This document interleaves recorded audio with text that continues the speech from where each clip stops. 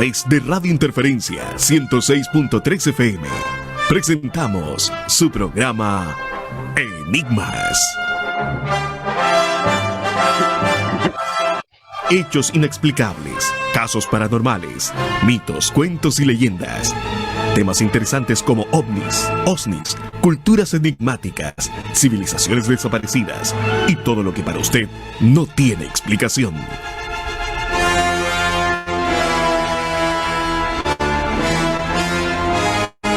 Todos estos temas analizados de una forma diferente por su conductor, el investigador Pablo Enríquez Faúndez, miembro y corresponsal de AION, Agrupación de Investigación Omniológica de Chile.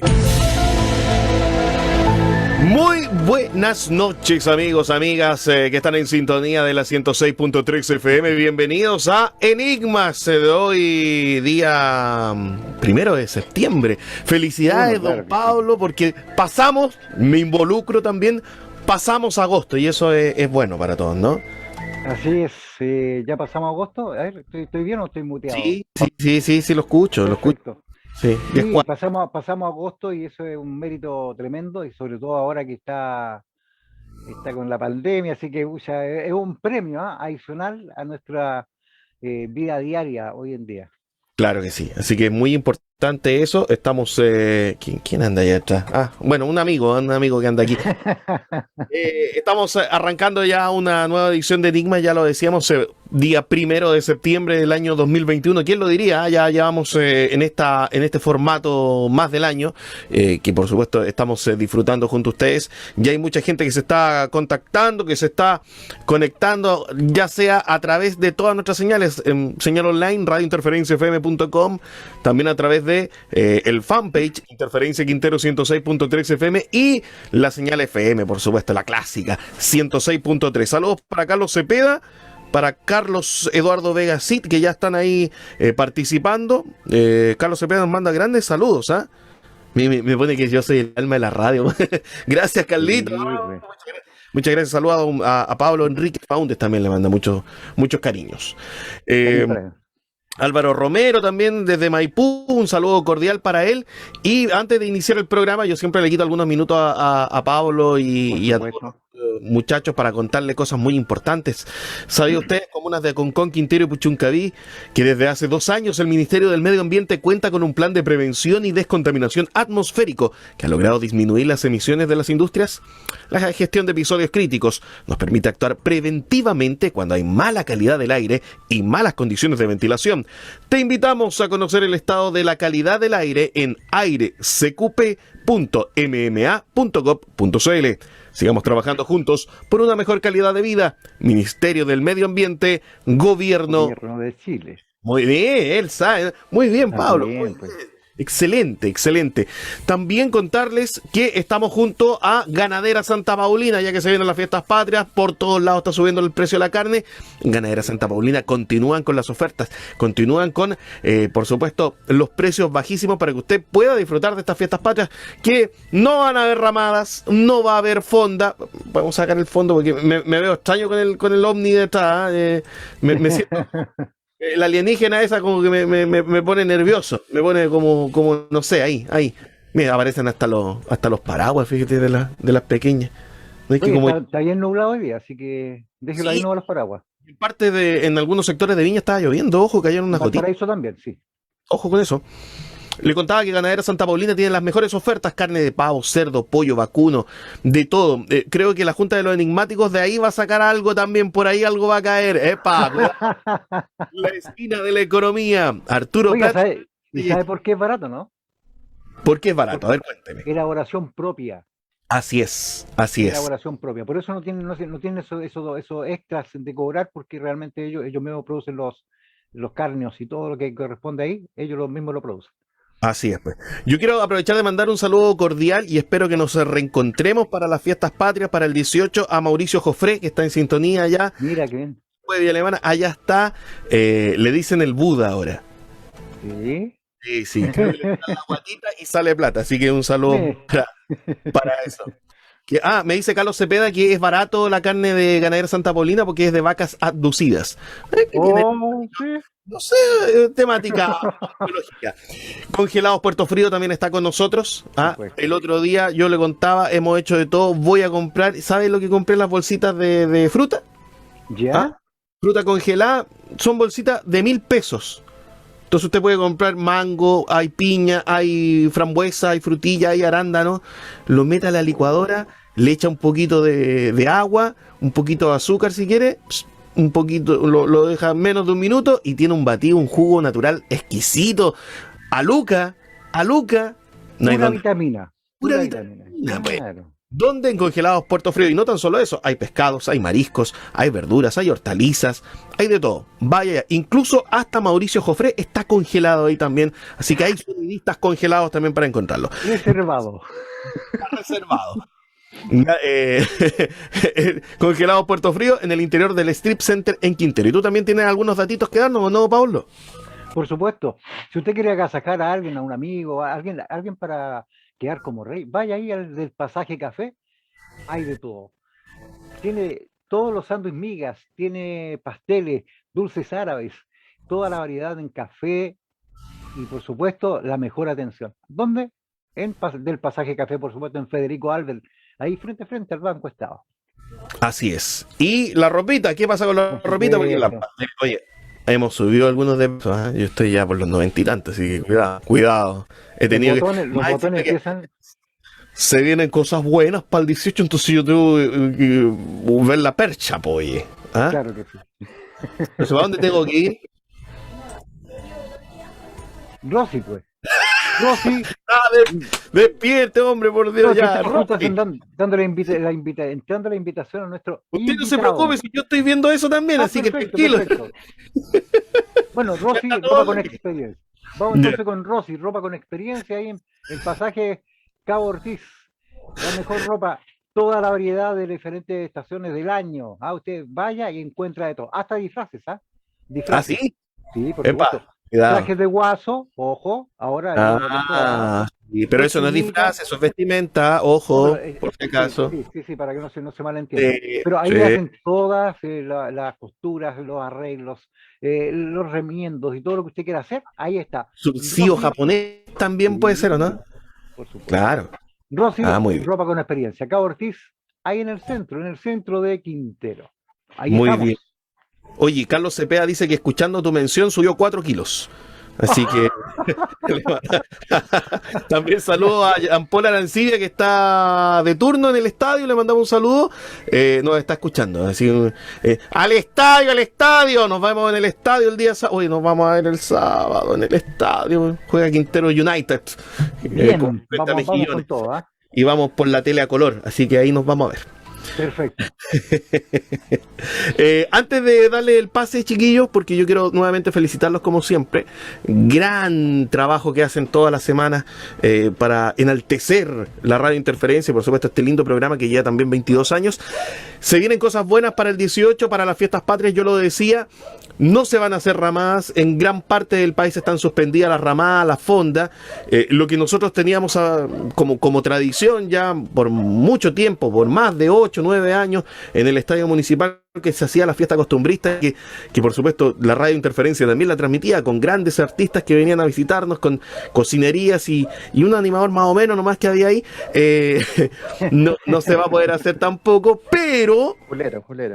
Julero nomás, más o menos no. Pero, ya te voy a regresar. Pero se va a repetir la experiencia que fue muy positiva del verano. ¿Te acuerdas los shows en streaming que se hacían desde el parque municipal?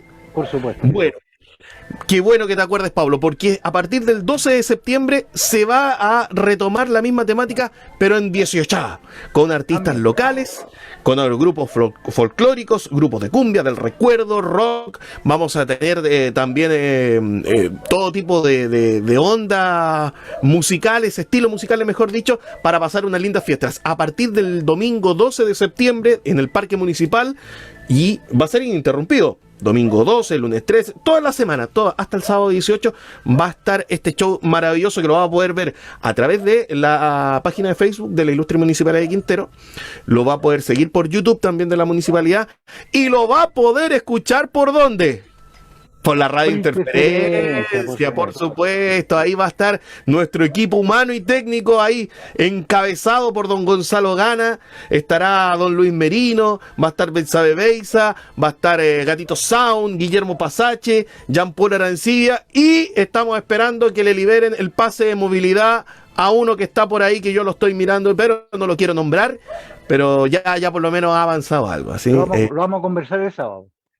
Excelente, excelente. Ahí me pide permiso al tiro. Sí, y lo que sí yo les digo que después del Jurgol, yo me paso para allá por si acaso. Perfecto, ya está. Así que eso. Ojalá venga con buenas noticias del fútbol, ¿ah? Sí, ojalá que gane Quintero United, que gane Quintero Unido en su debut como local.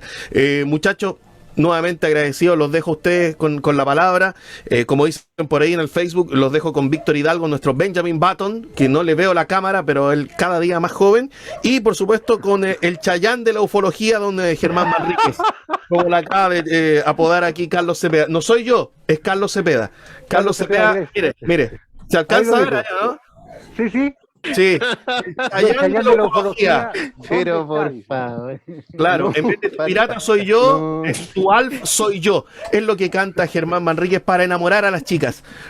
Pero está ocupado, chicas, por favor. Germán está ocupado. Así que eso. Éxito como siempre, buen programa, muchachos. Muchas gracias. Buena jornada. Gracias, Juan. Gracias, Juan.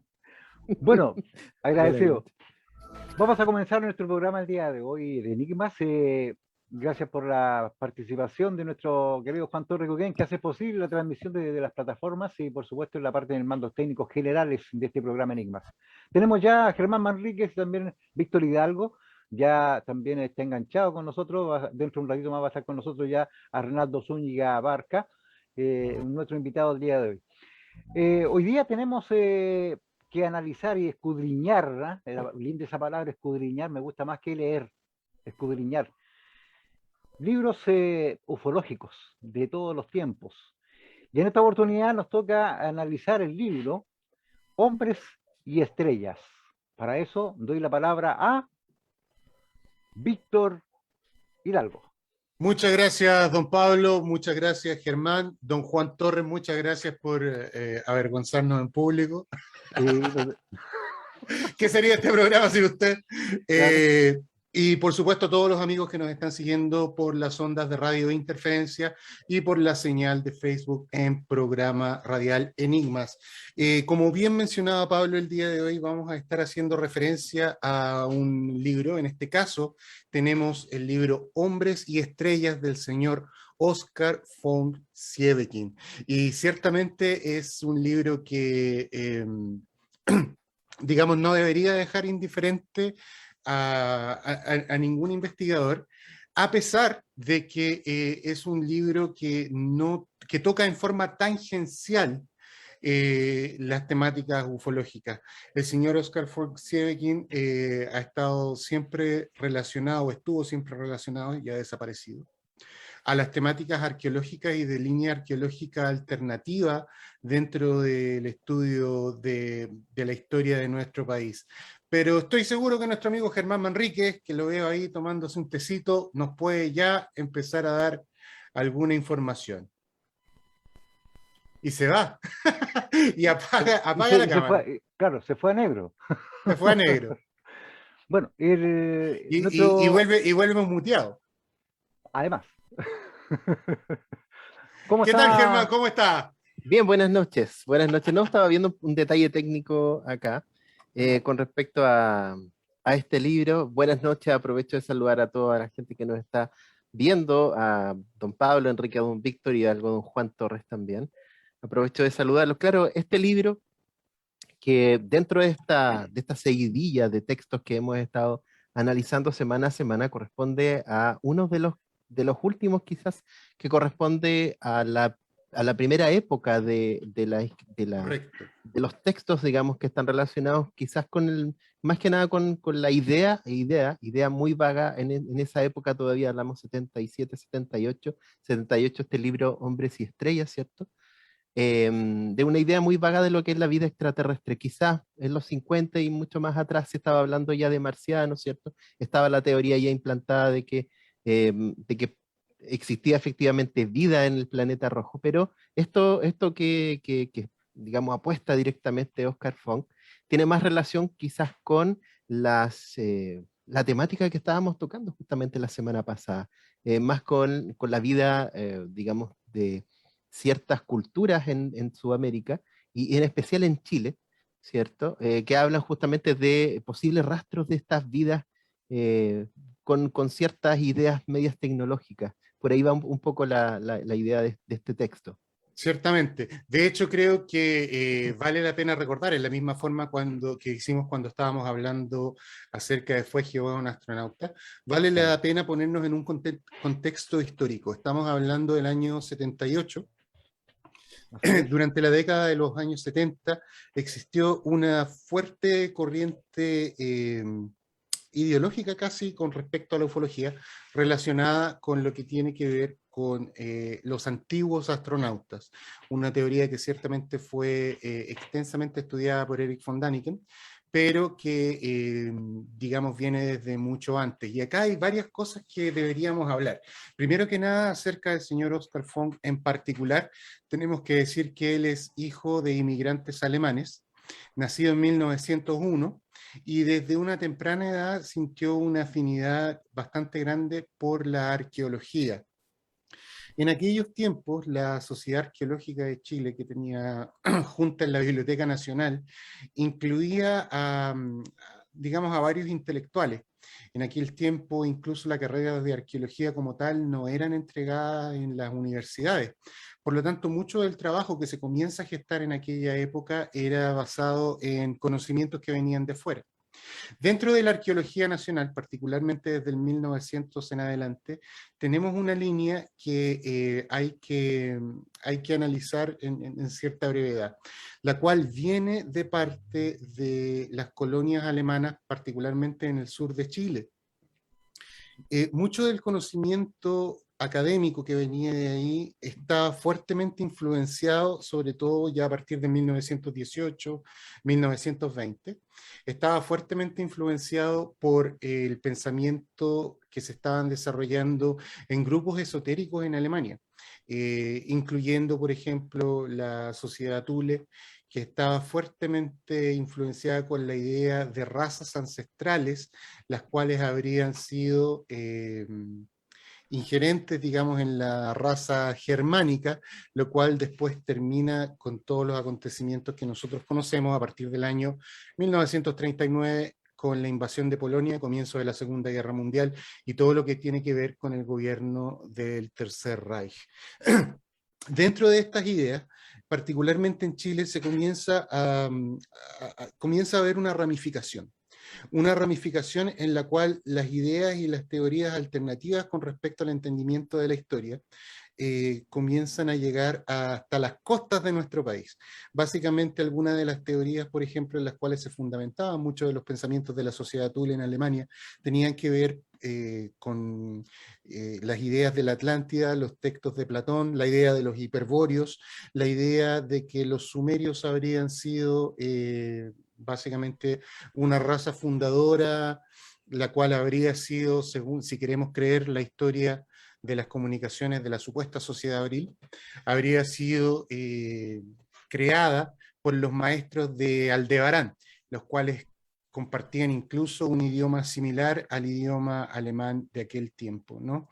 Y en Chile esta raíz se fundamenta con la idea de que existía la posibilidad de que el hombre en sí se haya creado en América Latina y haya salido de América Latina hacia Europa, básicamente dando una versión reversa al entendimiento que existía en ese momento. Recordemos que la idea, sobre todo en los años 30 y 40, la idea primordial era que el poblamiento americano había comenzado desde Asia, pasando por el estrecho de Beringia en la última glaciación, hasta llegar a América del Norte. Y eso se confrontaba con datos como, por ejemplo, el de la civilización de Clovis, 10.000 años antes de Cristo, y que posteriormente habrían bajado hasta colonizar Sudamérica. Dentro de las ideas de esta arqueología alternativa venía la posibilidad de que algunos rastros, particularmente de rastros humanos, digamos, que se habían encontrado en lugares como Aysén, por ejemplo, estábamos hablando de 8.000 años, lo cual es cierto y es comprobado. En aquel momento tampoco se había descubierto todavía el sitio de Monteverde, el cual tiene 14.500 años antes de Cristo y algunos vestigios que son más antiguos, ¿no? Por lo tanto, las ideas primordiales era tratar de posesionar la idea de que el hombre había salido desde América hacia el resto del mundo. En base a eso, el autor, el señor von Sieveking, nos presenta una serie de evidencias, las cuales él daba a entender que eran dolmenes o menhires, estructuras megalíticas, las cuales se habrían encontrado en el sur de Chile y que habrían sido un rasgo cultural de esta civilización primogénia. Posteriormente, en algunos otros libros, él es un fuerte exponente de la idea de que egipcios, bereberes y vikingos habrían llegado hasta las costas latinoamericanas ya a partir del año 233 a.C., en el caso de los egipcios, con el... digamos, con el reino de los Ptolomeos en aquella época, ¿no? Particularmente en el libro de Hombres y Estrellas, vale la pena rescatar que está lleno de estas ideas y en algún momento se comienza a entretener, sobre todo en los primeros capítulos, si es que podemos ver el índice, el concepto de que antiguas leyendas y antiguos grabados, particularmente en piedra, pictoglifos y petroglifos, podrían representar avistamientos de estos antiguos astronautas, los cuales podrían haber sido fundadores de la raza humana Germán. Efectivamente, bien, bien como comentabas tú, ¿cierto? Dentro del índice de este libro, aquí estamos viendo en pantalla, quienes tienen la posibilidad de poder seguir el programa a través de Facebook, tienen la posibilidad de poder ver las distintas temáticas que aborda justamente este libro, que son bastante amplias, que van desde lo más sudamericano, quizás incluso desde lo más general relacionado con la astronomía, y luego pasando a otro tipo de culturas como la cultura egipcia, y entre ellas justamente haciendo la relación y buscando cuáles son los detalles que pueden unir efectivamente todas estas civilizaciones. Así que es un libro bastante interesante que hoy en día al menos está bastante escaso, muy difícil de poder encontrar. Por ahí hay algunas ediciones, digamos, algunas versiones de segunda edición que están en Argentina disponibles, que en Argentina fue, digamos, una plataforma bastante importante de difusión de textos chilenos en ese sentido, más que incluso acá en Chile. Lo vimos con el caso de Santander Batalla, lo vimos con el caso de Los Sin Nombres, que en Argentina se imprimieron muchas ediciones y que se vendieron, y se vendieron mucho. Acá en Chile pasó algo totalmente distinto. Quizás no estábamos preparados en la época nosotros como chilenos para poder enfrentar esta temática. Es correcto. Ahora, si pudiésemos volver a la página inicial del índice, podemos ver que dentro de la introducción ya tenemos algunas preguntas las cuales nos estarían llevando al tema ufológico. Provino del hombre de las estrellas, después dice platillos voladores, objetos volantes no identificados, la reminiscencia del pasado determinada por los grabados de pinturas rupestres en distintos continentes. Muchas gracias por el zoom. ¿Qué dice la moderna astronomía respecto a la posibilidad de existencia de seres inteligentes de otros planetas? Es decir, acá tenemos un reflejo, una vez más, como en una especie de cápsula de tiempo, de ideas que se estaban gestando en la década de los 70. Yo no sé si tengo la posibilidad de compartir pantalla, señor director. Está habilitado para eso. Si estaría habilitado para ello. De ser así, díganme si están viendo la portada del libro. Ahí está. Ok, Está perfecto. entonces la portada del libro como la teníamos acá, Hombres y Estrellas, de Oscar Funk. Y una de las razones por la que quería mostrar algunas imágenes es porque tuve la oportunidad de chequear algunas de la prensa de la época, recortes de prensa, ¿no?, que hacían mención a este autor, un optimista que incursiona en la vida en otros mundos, puesto que también, como decía, mencionaba mucho el tema del diluvio universal, por ejemplo, las historias de la Atlántida y bueno, tantas otras. Por lo tanto, nos pone en esa perspectiva histórica. Escritor Oscar Fong viene a Cervantes Libros. Acá estaba hablando acerca de una tertulia ufológica, perdón, de una tertulia literaria en la cual el autor iba a exponer sus ideas. Y acá hay una referencia que la encontré particularmente interesante de abril del 79, en el cual se habla de este libro en particular. Nos dice Hombres y Estrellas, Oscar von Sieveking, 221 páginas, ¿no? Y lo que menciona es muy breve, pero muy decidor. El autor se ha basado en ciertas teorías del conocido investigador von Däniken, que ha levantado polémicas por lo audaz de su concepción, que dicen de temas como que la humanidad hubiese sido engendrada por seres extraterrestres, los antecedentes de tales seres y la supercivilización que habría florecido antes del diluvio, con numerosas fotografías testimoniales. Creo que en realidad acá en aproximadamente 12 líneas se ha hecho una muy buena referencia a qué es lo que encontramos en este libro. Ahora, estas temáticas no han desaparecido. De hecho, probablemente Oscar von Sieveking, el legado más grande que tiene está en la comuna de Santo Domingo, en el cual encontramos las rocas de Santo Domingo y particularmente una estructura que él llamó en algún momento el Intihuatana, el cual se ha transformado casi en un símbolo de la ciudad. Esta estructura en un primer momento se pensó que podía tener una similitud cercana al Intihuatana encontrado en Machu Picchu, una piedra ceremonial la cual tenía la función de amarrar el sol de entre solsticio y equinoccio, para que mantuviera, digamos, su ciclo en el cielo. Y según los aportes de von Sieveking, habríamos encontrado una estructura similar, razón por la cual se le llamó de esa manera.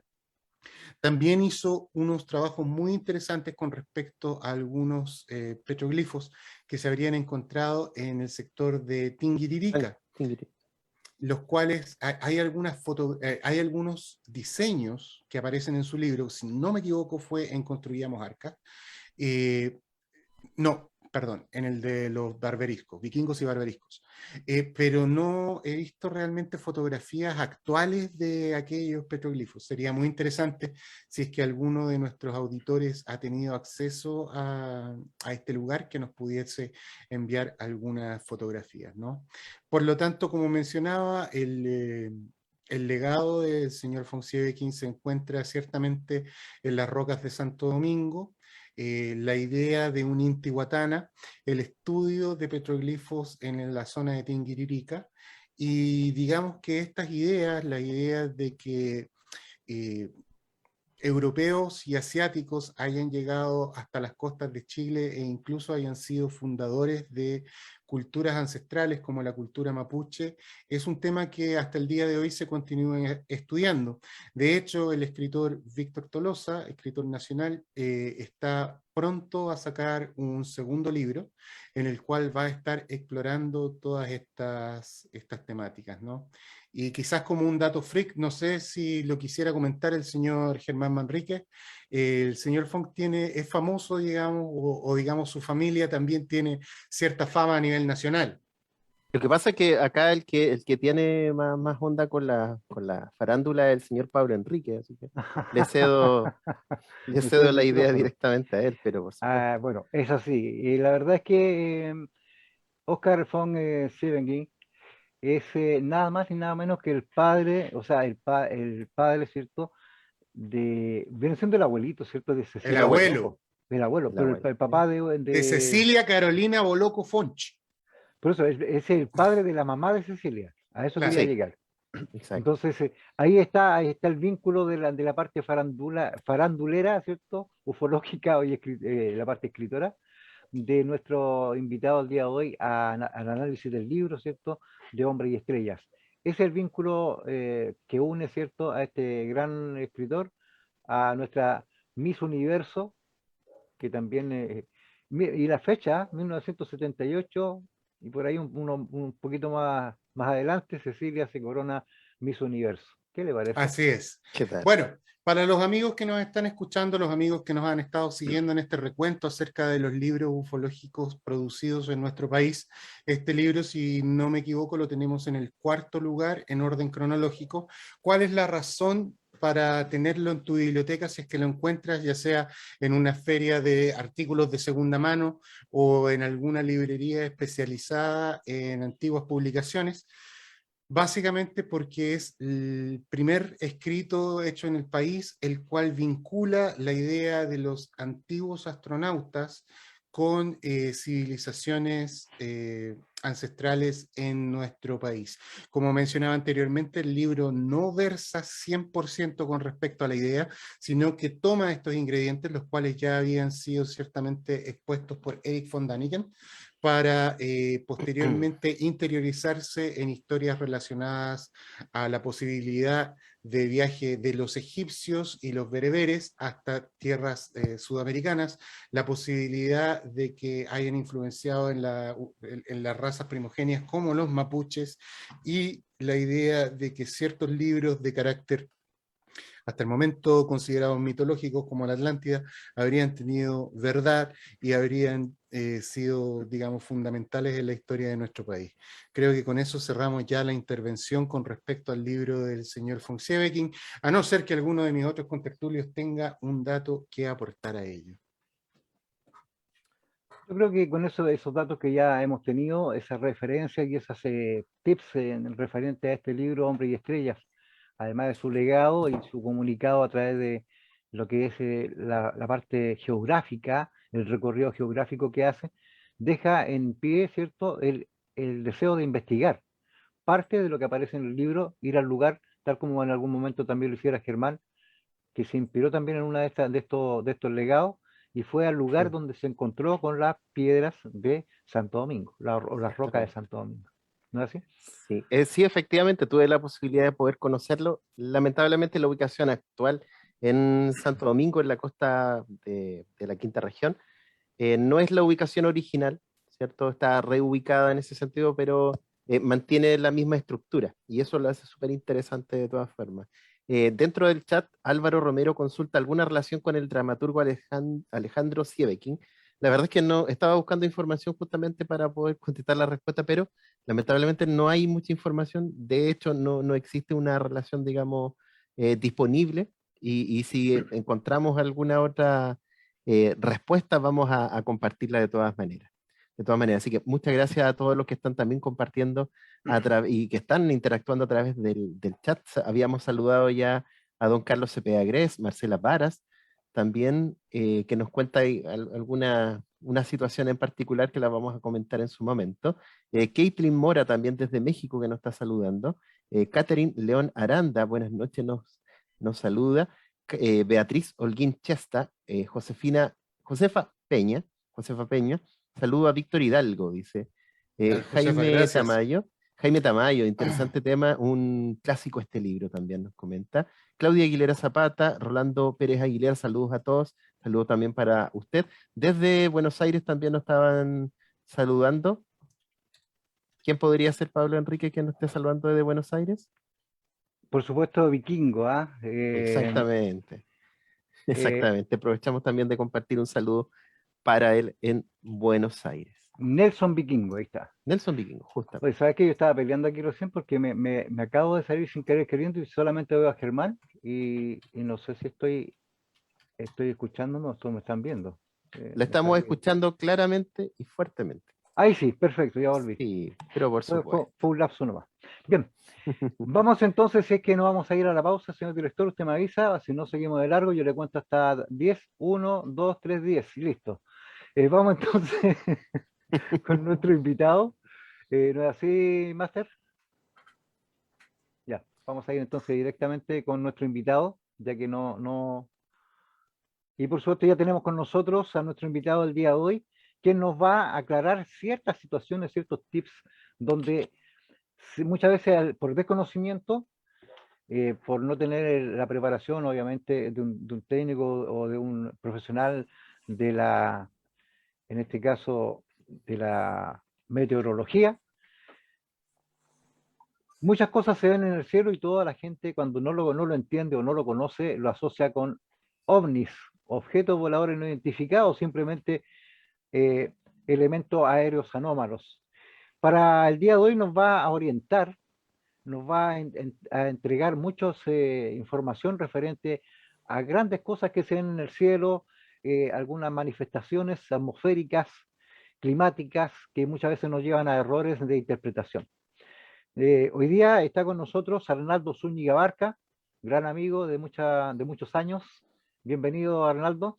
Y les cuento que Arnaldo Zúñiga Abarca estudió en la Universidad de Chile primero, luego ingresa a la Escuela Técnica Aeronáutica de la DGAC, donde él hace el curso de, en este caso, de meteorología, egresado, hace su tesis, empieza su trabajo y hoy en día es el encargado, en este caso, jefe de difusión de la Dirección Meteorológica de Chile, de la DMC, por supuesto dependiente de la DGAC y por supuesto también el que hoy en día es profesor también y el que difunde todas las noticias y los tips también para los matinales, ciertos programas de televisión, para redes sociales, en fin, él la lleva en este caso.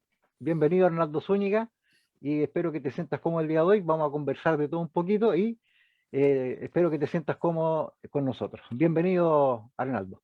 Bueno, en primer lugar, agradecer, digamos, la invitación, porque es súper importante difundir la meteorología. Bueno, saludarte, Pablo, somos amigos de la infancia, ¿cierto? Sí, por supuesto.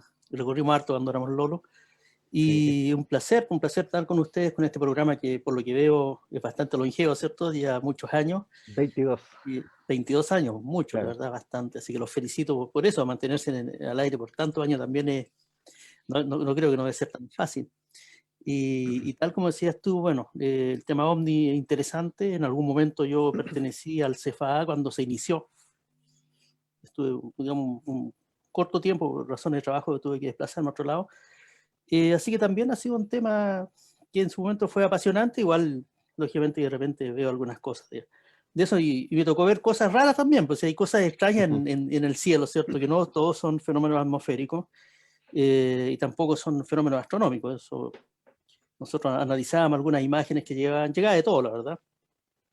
Y algunas sí, en realidad no tenían explicación. La verdad es que quedan ahí como con la incógnita.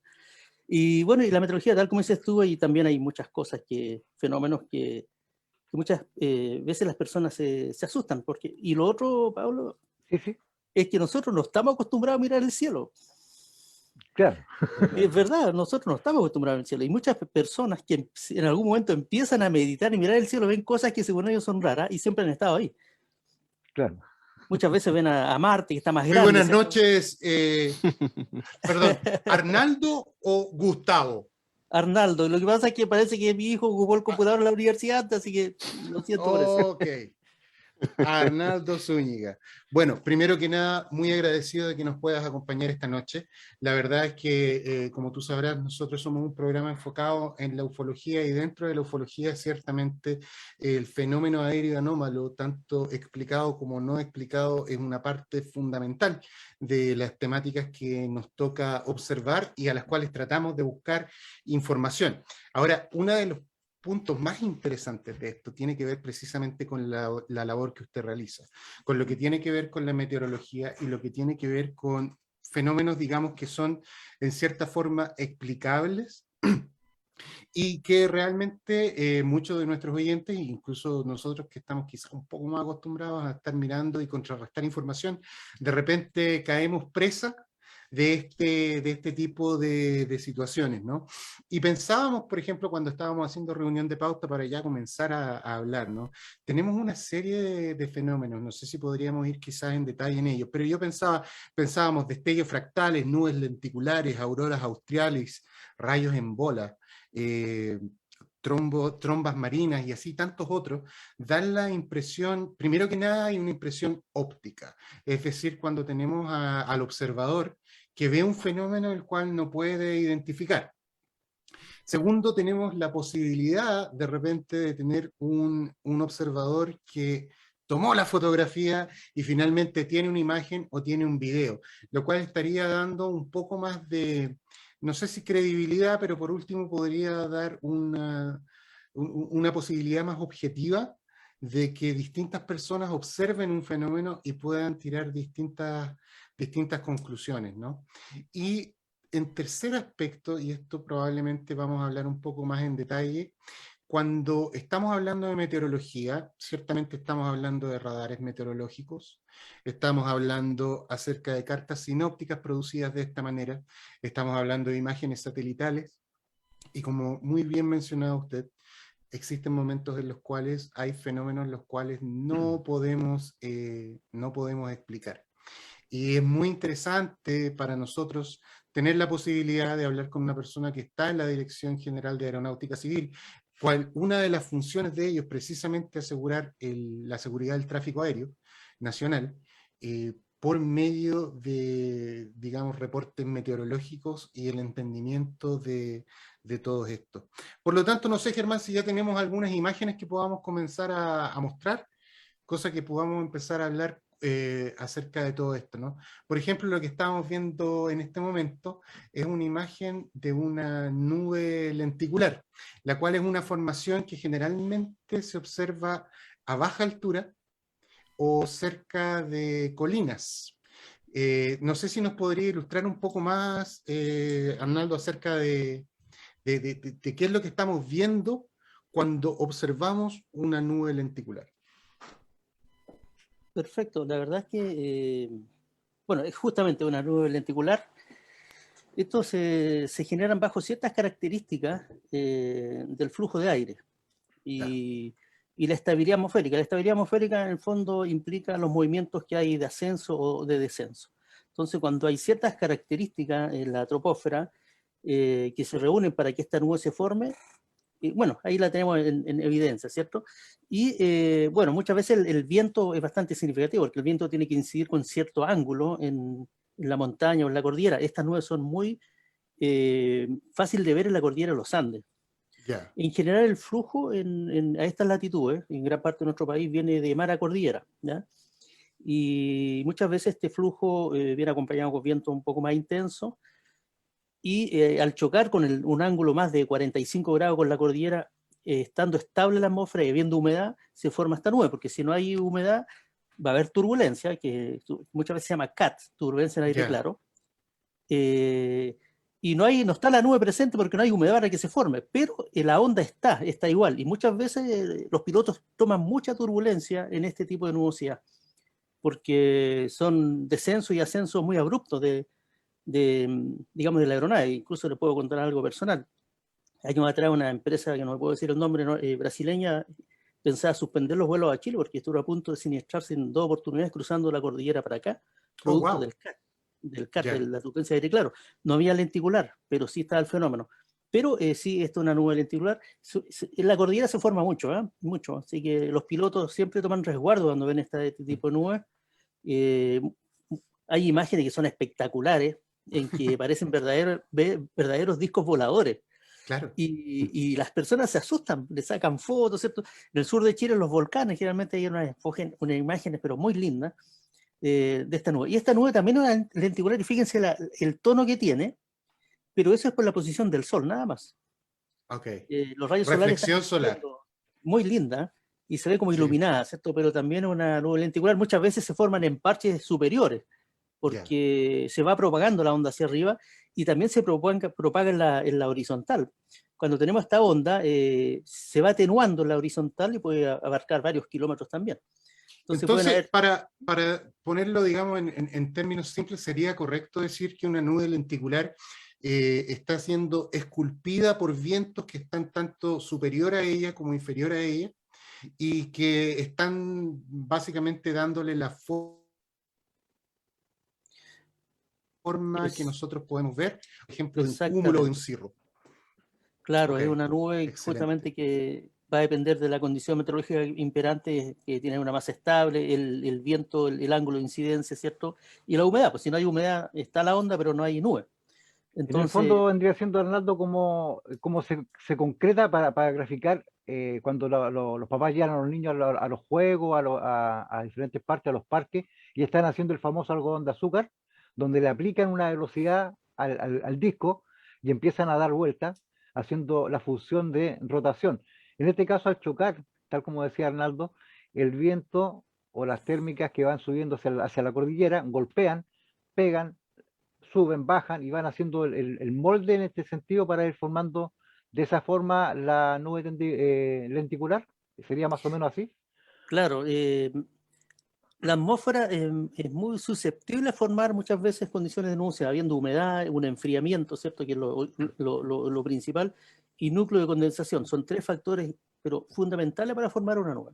Tiene que haber un núcleo de condensación donde el agua se deposita y se condense, un enfriamiento para que se produzca la condensación y humedad. Si falta uno de esos, no hay. Lo más importante es tener eso. Y lo otro, tal como decía Pablo, cuando choca, digamos, es como ejemplo si nosotros tenemos un río y no tenemos nada en el medio del río, ¿cierto? El flujo va completamente laminar. Si le ponemos una piedra grande o una roca, el flujo se altera. Eso le pasa también al aire. Cuando choca con la cordillera se produce esa onda, ¿cierto? Y en los ascensos condensa y en los descensos, como el aire se comprime, ¿cierto? Y tiende a secarse, se disipa la nube. Entonces, por eso tiene esa forma de onda, digamos, lenticular, ¿ya? Así son nubes bastante... Me llevó a recordar eso en la escuela, cuando teníamos que ver las leyes de Boyle, ¿no? En las cuales hablábamos precisamente de las masas de aire y cómo ayudaban a formarse. Ahora íbamos a pasar, si estas imágenes, una cosa que me llamaba mucho la atención de la nube lenticular es que en la ufología ha desarrollado una teoría bastante particular, y es la teoría de que los supuestos ovnis se esconderían en nubes de carácter lenticular ser detectados, ¿no? Esto es una teoría que comenzó aproximadamente en los años 80 y que se ha difundido, digamos, bastante. No deja de llamar la atención, pero estamos simplemente ante un fenómeno espectacular que no es tan difícil, digamos, de explicar, y que sobre todo en situaciones como países como Chile, donde tenemos cordilleras tan grandes como la cordillera de los Andes, genera las condiciones propicias para esto. Ahora, Germán, me estabas comentando acerca del el próximo fenómeno el cual habíamos considerado. Exactamente. Sí, lo que pasa es que nosotros estamos acostumbrados quizás a sorprendernos con imágenes de auroras boreales que se dan en otros sectores, en otros lugares del planeta, pero nosotros acá en Sudamérica y bien al extremo, ¿cierto? Bien hacia el sur, tenemos también un fenómeno que se llama aurora australis. Exactamente, entonces vamos a compartir justamente la siguiente imagen. Claro. Sí, son espectaculares esta condición estratosférica, ¿cierto? Que es muy alto. Sabemos que eso obedece ya al campo electromagnético de la Tierra. Y la verdad es que hay que desplazarse, pero muy, muy al sur, en el sector antártico. Yo la verdad es que he visitado muchas veces la Antártica, he vivido la Antártica con familia y todo. ¿Oh, sí? Y Wow. nunca vi de esta. La verdad es que incluso estuve cercano al polo. Y tampoco tuve la suerte de ver, pero para allá sí, hablemos de latitud 75 sur hacia los 90, que es donde está la base norteamericana, ahí sí se pueden apreciar este tipo de maravillas de formación de esta condición. Así que hay que ir más al sur para poder verla hacia el extremo sur, donde realmente son poquitos los que por lo menos en nuestro hemisferio pueden llegar, pero son espectaculares, son maravillosos. No sé si ustedes han visto esta imagen, imagínense, en el hemisferio norte también hay imágenes de ciudades que están muy hacia el norte, también la han fotografiado y son muy lindas, pero están muy, muy altas, muy altas. Efectivamente, bueno, estas imágenes que estamos viendo, que estamos observando, corresponden a imágenes de un científico chino que pasó 3 años en la Antártida, o Antártica, ¿cierto? Y en ese periodo tuvo la posibilidad de poder grabar todas estas imágenes. Entonces, bien como comenta nuestro invitado, ¿cierto? No es al azar, perdón, no es algo tan masivo, tan frecuente, justamente. Hay que pasar bastante tiempo y él, digamos, dejaba horas su cámara puesta intentando grabar algo, y hasta que aparecían efectivamente estas imágenes que son, y lo podemos ver que son realmente espectaculares. Y cuando lo vemos a una velocidad como esta, realmente te da claramente la idea del movimiento ondulatorio que tiene este fenómeno. De hecho, según tengo entendido, como muy bien decía nuestro invitado, este es un fenómeno que se produce a una gran altura. Aquí no estamos hablando de una nubosidad, sino que estamos hablando de una excitación electromagnética, la cual tendría relación con el Sol y la forma en que interactúa con el campo electromagnético de la Tierra, el cual tiende a achatarse en los polos, ¿no es cierto? Y lo que estaríamos viendo acá, según entiendo yo, sería plasma, o una visión plasmática de este fenómeno. Ahora, hay algunas veces en que se puede ver en una extensión increíble de terreno. Básicamente todo lo que es tu horizonte, dependiendo de qué tan al norte estés. En lo personal, hace unos 20 años atrás tuve la oportunidad de vivir en Noruega. Y allá el fenómeno es increíble en el invierno. Mientras más frío, más increíble. Y sobre todo si ya estás a una latitud, digamos, mucho más al norte que Oslo, que está como aquí a la altura de lo que en América del Norte sería Calgary en Canadá, lo cual ya es bien al norte. Pero tuve la oportunidad de ver algunos en un lugar que se llama Reros, que está como en la mitad del país, hacia el norte, y realmente toda la línea del horizonte era verde y ondulatoria. Es realmente increíble. Y por supuesto la cantidad de leyendas asociadas con eso, con ese tipo de observaciones, son muy grandes. Leyendas que van desde características, digamos, divinas, de dioses nórdicos, de, qué sé yo, la presencia de dioses nórdicos, ¿cierto? La presencia de otros animales, digamos, de carácter mitológico, agregan un halo de misterio a esto que hace que la gente, en cierta forma, tema, no los locales, pero digamos la persona que no lo ha visto, que lo ve por primera vez, como que tenga un temor acerca de qué es lo que está viendo. Es como que se le está rajando el cielo y se le está poniendo verde. Bueno, es así como hemos querido estar entregando, ¿cierto?, algunos tips de fenómenos lumínicos, atmosféricos. Y no sé si Germán tiene la próxima imagen que vamos analizando con Arnaldo, aprovechando el tiempo con nosotros. Efectivamente, agradeciendo la presencia, efectivamente, don Arnaldo. Tenemos el siguiente fenómeno que se llama relámpago esférico, también conocido como rayos émbolo o émbola, también. Que si se fijan en la parte superior de la pantalla, ¿cierto? Quienes nos están siguiendo a través de Facebook, vieron justamente que iba bajando una luz, ¿cierto? Acá aparece de un momento y desaparece, ¿cierto? Y este video fue grabado en Rusia, ¿cierto? Este es el quizás más extenso del que se tiene registro hasta este momento, y lo que vemos justamente es una esfera, ¿cierto? De energía que se está desplazando justamente a través de el pasto, efectivamente, sí. Wow. Tenemos otras imágenes adicionales. Mira qué genial. Muy bonito. Bueno, todos esos fenómenos están asociados en el fondo digamos, a fenómenos eléctricos, ¿ya? Claro. Y fíjense que lo significativo de esto es que, bueno, de partida tienen que haber tormentas eléctricas, ¿ya? Con tormenta, y cuando ustedes saben que las tormentas se producen se polariza el aire o las nubes entre ellas, ¿cierto? Nube, tierra, tierra, nube. Y hay una diferencia potencial donde salta posteriormente el rayo. Y generalmente todo este tipo de fenómenos están asociados a condiciones de tormentas. Y fíjense, si ustedes saben cuánto es la duración de un rayo, cuánto dura un rayo, Muy pocos segundos. son 0,2 segundos. Claro. 0,2 segundos. 0,2, eso es lo que puede durar un rayo. Y en Argentina está detectado el 2018 el rayo más largo en extensión de tiempo, que duró 16 segundos. ¡Wow! ¡Oh, wow! Tremendo. Bueno, ahí en Argentina les puedo contar de que es el lugar donde existen las tormentas más terribles que hay en el mundo. O sea, un avión hace poco por ahí, bueno, era unos 2 años atrás, cruzó por ahí, estuvo a punto de irse abajo. Entonces, claro, ahí las tormentas eléctricas son pero severas.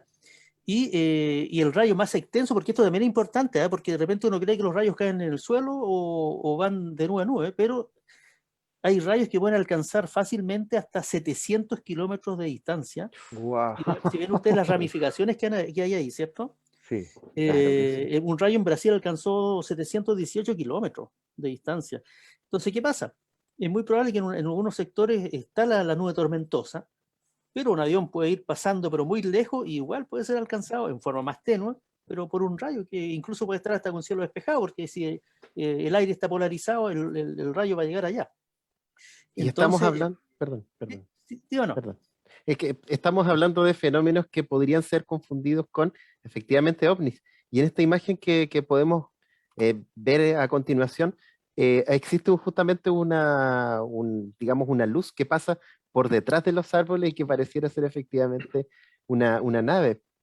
Digamos, eso es lo que podría confundir. Y esa es la idea de este programa, que podamos en realidad entregar algunos tips, ¿cierto?, para poder reconocer este tipo de fenómenos naturales.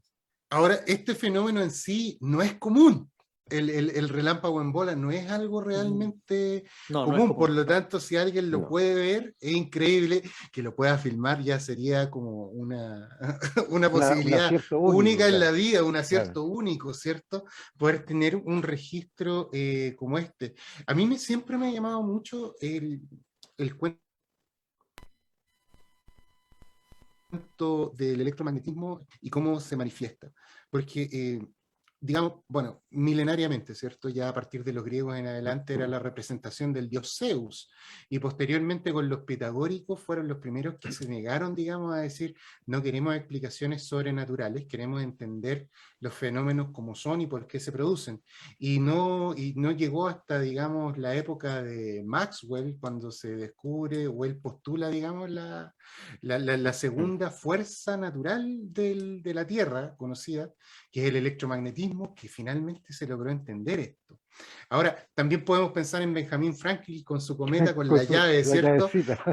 Y así fue como inventa el pararrayo, el cual realmente salva una serie de incidentes que antes eran mucho más comunes, que se quemara la casa, que se quemara, digamos, un edificio por un rayo que caía directamente sobre él, puesto que la lógica detrás de eso es que el rayo, el edificio, la casa, el molino, habría sido un conductor que habría canalizado la energía atmosférica que se producía o explotaba en un rayo.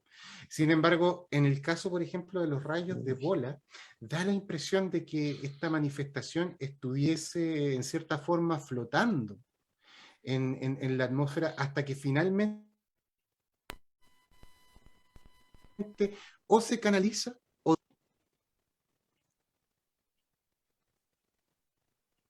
Me parece que tenemos un pequeño desfase, Víctor. Tú estás de allá de Utah. Te queda de repente con un pequeño desfase. Ok, Cortito, sí. Pero se entiende bastante. ok.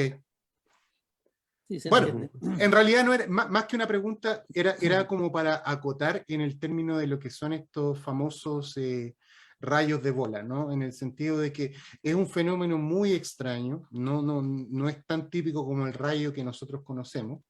Es un fenómeno que tiende ya sea a canalizarse por algún tipo de conductor o simplemente como a desaparecer sin necesariamente explotar, lo cual lo hace incluso más extraño, en el sentido como que aparece y en algunos casos podría desaparecer, y probablemente es una de las mayores causales de avistamientos de ovnis en tormentas eléctricas, digámoslo de esa manera, don Germán. Sí, quisiera compartir un video que es muy famoso, está en las redes sociales y que corresponde a este video que está en YouTube, ya, que quizás estaríamos hablando de un fenómeno bastante similar en ese sentido, pero quisiera aclarar que este video efectivamente es falso. Este video es una animación digital, ¿cierto? Y no corresponde a un video real. Eso es súper importante que podamos aclararlo y que podamos compartir esta información. Ese detalle quisiera compartir con ustedes en Genial este momento. acotación. Sí. Porque digámoslo, la calidad de este video en particular es impresionante. Sí. Oye, yo Realmente, les voy a dar un tips a cada uno de ustedes. Busquen el programa BUE 7 con V de vaca. BUE 7. Ese es un sistema para hacer este tipo de trabajo. Así que eso lo usan mucho los cineastas también, además. claro. Además, efectivamente, el siguiente fenómeno natural, ¿cierto? Que quizás no está confundido con ovnis, pero sí es espectacular, es el de las llamadas trombas marinas. Vamos a empezar a compartir ahora el siguiente video. Todos estos fenómenos se dieron efectivamente en terreno nacional, excepto uno que fue en Sevilla, que fue, perdón, en España, fue en España. Este que estamos viendo actualmente es en Valencia, justamente, Wow. y ese fue espectacular. Por ahí hay algunas personas que incluso dudan de la existencia de estas trombas marinas. Acá en Chile entiendo que no son tan comunes, estimado Arnaldo. No, son comunes, lamentablemente. Sí, son muy Sí, comunes. fíjate que en la zona de Arauco, del Golfo de Arauco, hay mucha formación de trombas marinas Wow. y hay muchas, fíjate que son media inofensivas, ¿eh? Porque digamos, baja el tubo desde la nube y son pequeñas y no causan estragos. Pero en Chile, cuando han ingresado a tierra, sí han producido daño y te puedo indicar de que la que ingresó en Talcahuano el 2018 era una tromba marina y que es tipo skipping, que iban saltando igual que los canguros. Wow. Y hizo estrago ahí en Talcahuano, donde lamentablemente falleció una persona y después llegó a Concepción. Entonces, bueno, que después ya estando en tierra es un tornado, ¿ya? Porque la tromba marina Claro. es un tornado, la única diferencia es que se formó en el agua y el tornado se forma directamente en tierra, pero son el mismo fenómeno y la causa es la misma, inestabilidad. Y fíjense que el tornado y la tromba que después se transformó en tornado de Concepción abarcó 15 kilómetros. Wow. Fue muy larga. Muy Y la larga, que se claro. produjo al otro día en Los Ángeles, que levantó auto, por eso lo categorizamos nosotros como un F2, porque levantó auto y los trasladó 200 metros. Wow. La suerte de ese tornado que alcanzó fácilmente los 220 kilómetros por hora el viento, en que tocó tangencialmente la ciudad, o sea, se dirigió hacia la ciudad, la tocó un poquito y se desplazó hacia el otro lado. Gracias a Dios no pasó por la ciudad completa, sino habríamos estado hablando de una catástrofe.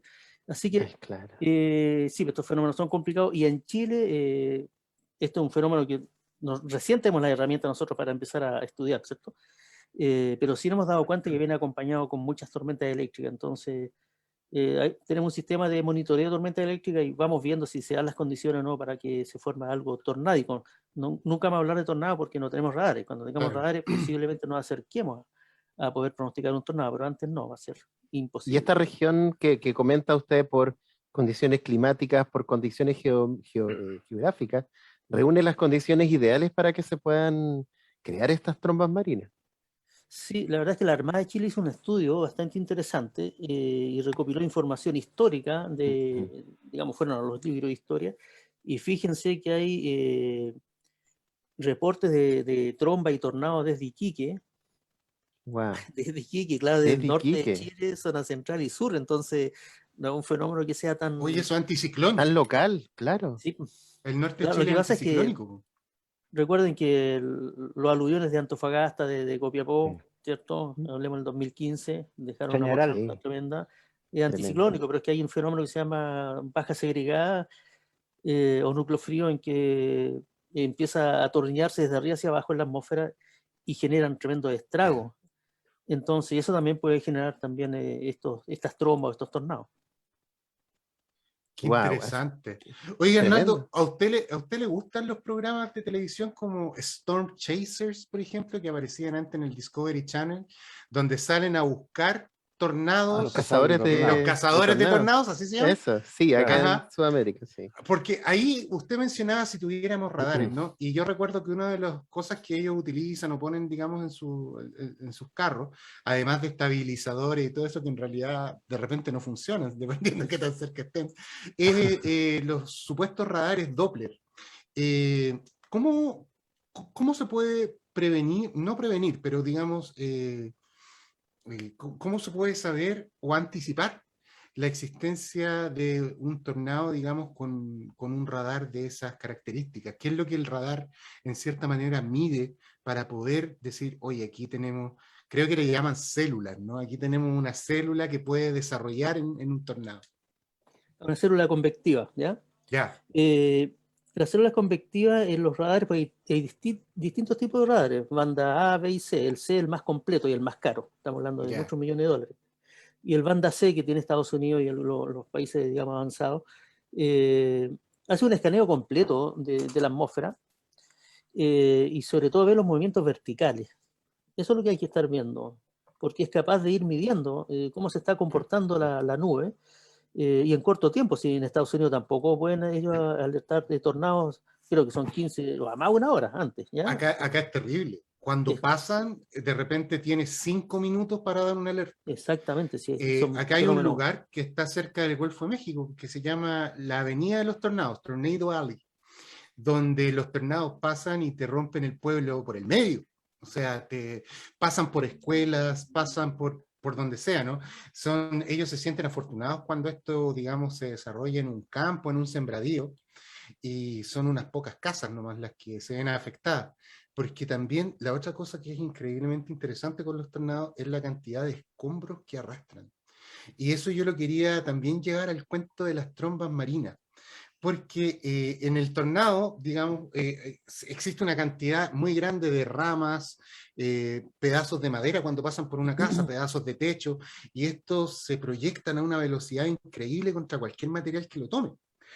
Por ejemplo, digamos, pueden atravesar un vehículo, un palo, una viga, puede atravesar un vehículo sin mayor problema si es que se topa con él.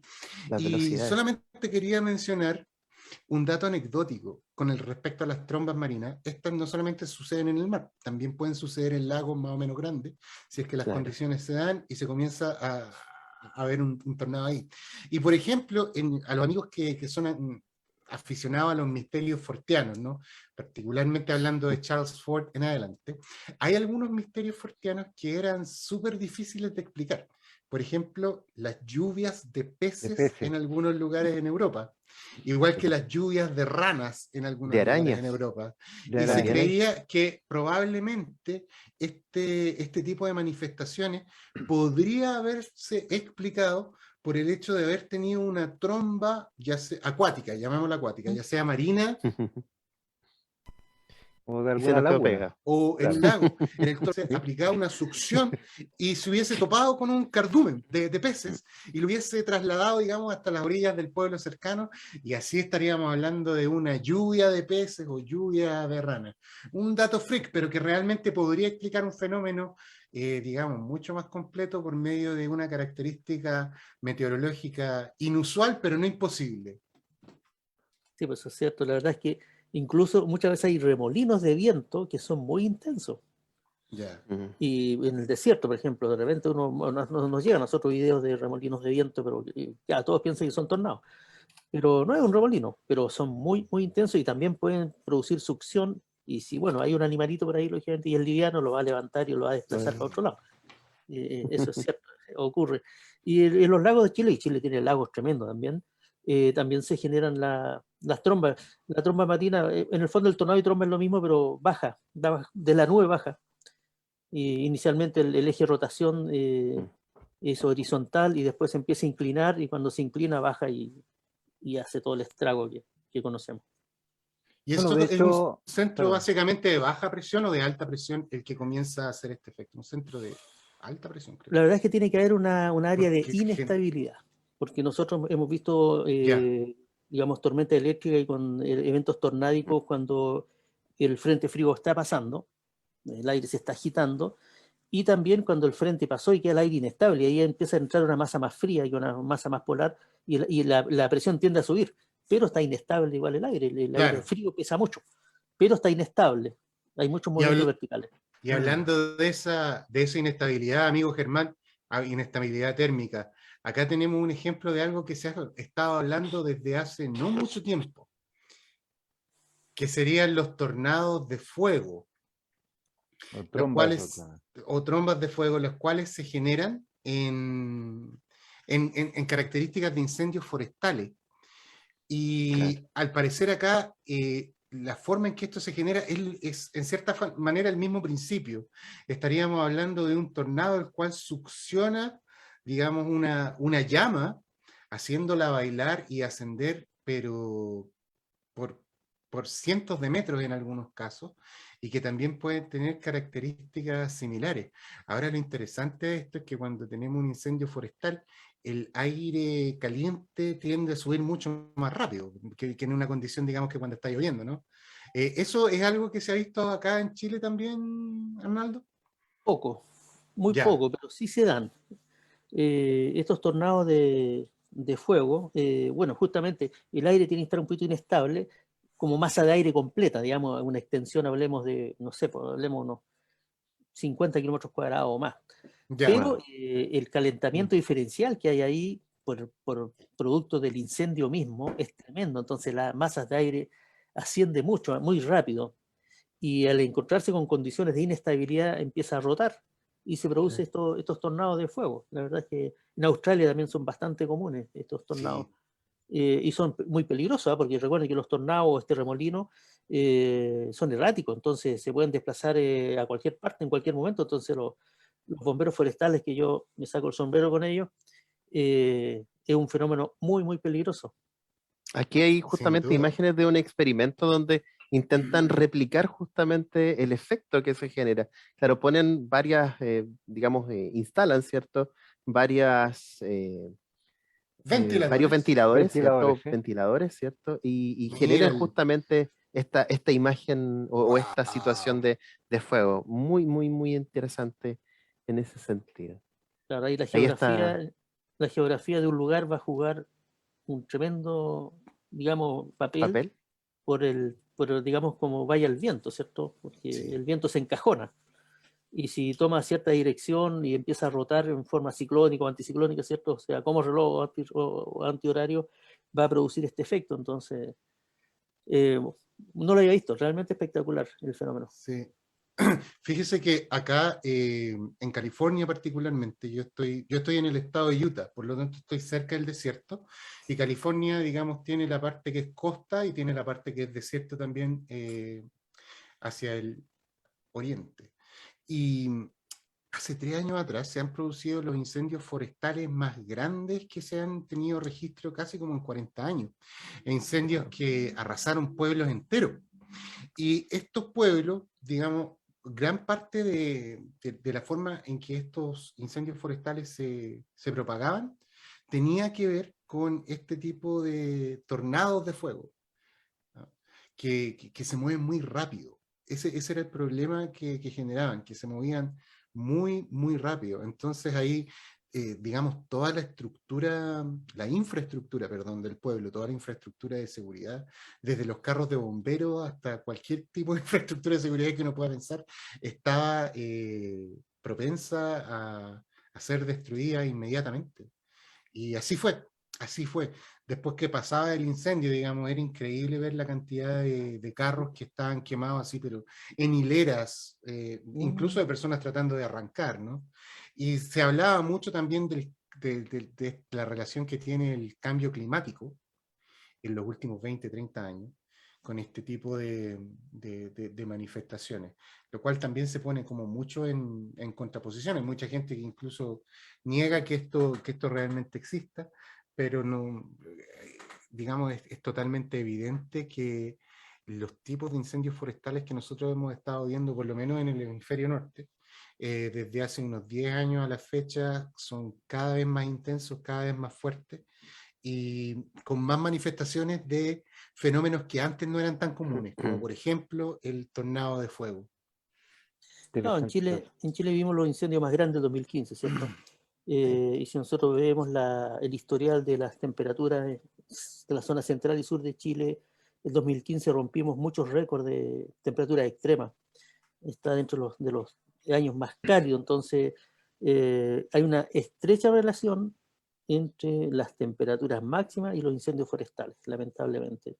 Y es así. Ahora, lo escéptico, yo era un escéptico, pero con el tiempo me convenció que sí, Ya, el cambio climático está haciendo estragos, porque está la variabilidad climática, ¿cierto? También es claro. como el sismógrafo cuando ve digamos, el temblor que sube y baja, bueno, el clima es igual.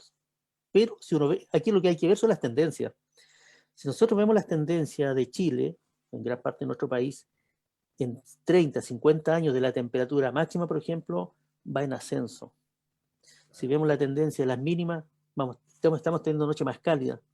De la Claro. precipitación vamos al debe. Entonces, todo va apuntando como Apunta que tendencia sí. climática a que sí el cambio climático está afectando, y hay que ver, digamos, las estadísticas que hay desde la revolución industrial hacia arriba. O sea, antes, digamos, el CO2 no era tanto, ¿cierto? Pero todos los gases de efecto invernadero uno ve, digamos, las gráficas, y desde la revolución industrial se dispara increíble la gráfica como es.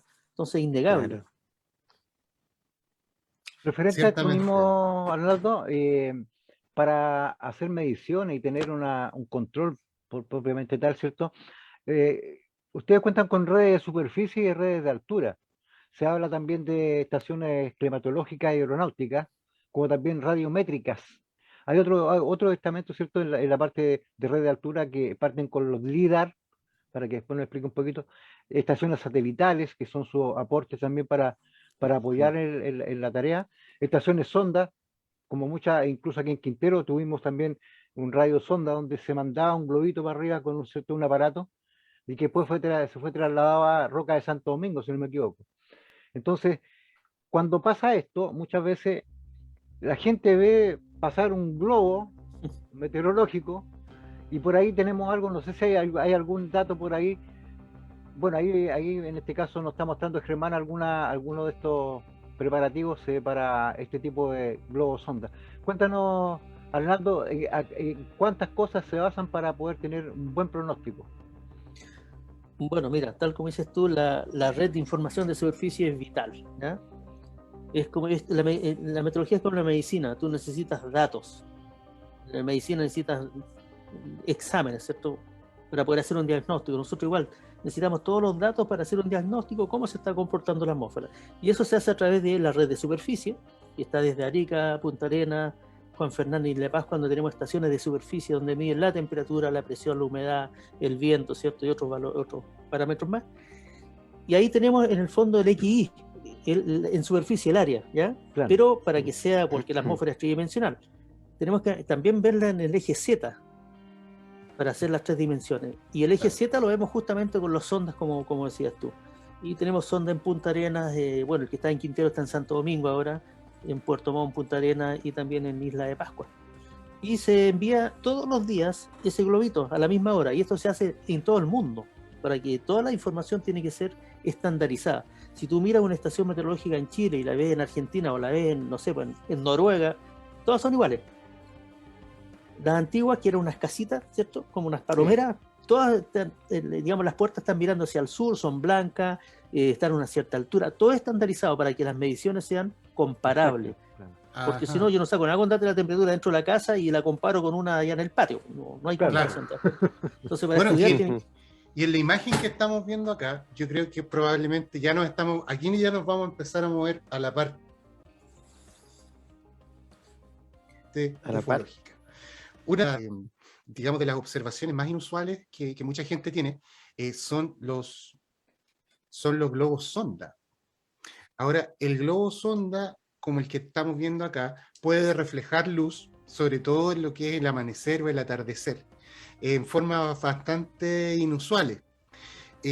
Por otro lado, también tiene un movimiento bien particular, puesto que dependiendo de la condición climática, ¿cierto? Del viento, cómo esté, a donde está el globo, se puede mover bien vertiginosamente y nosotros podemos no sentirlo.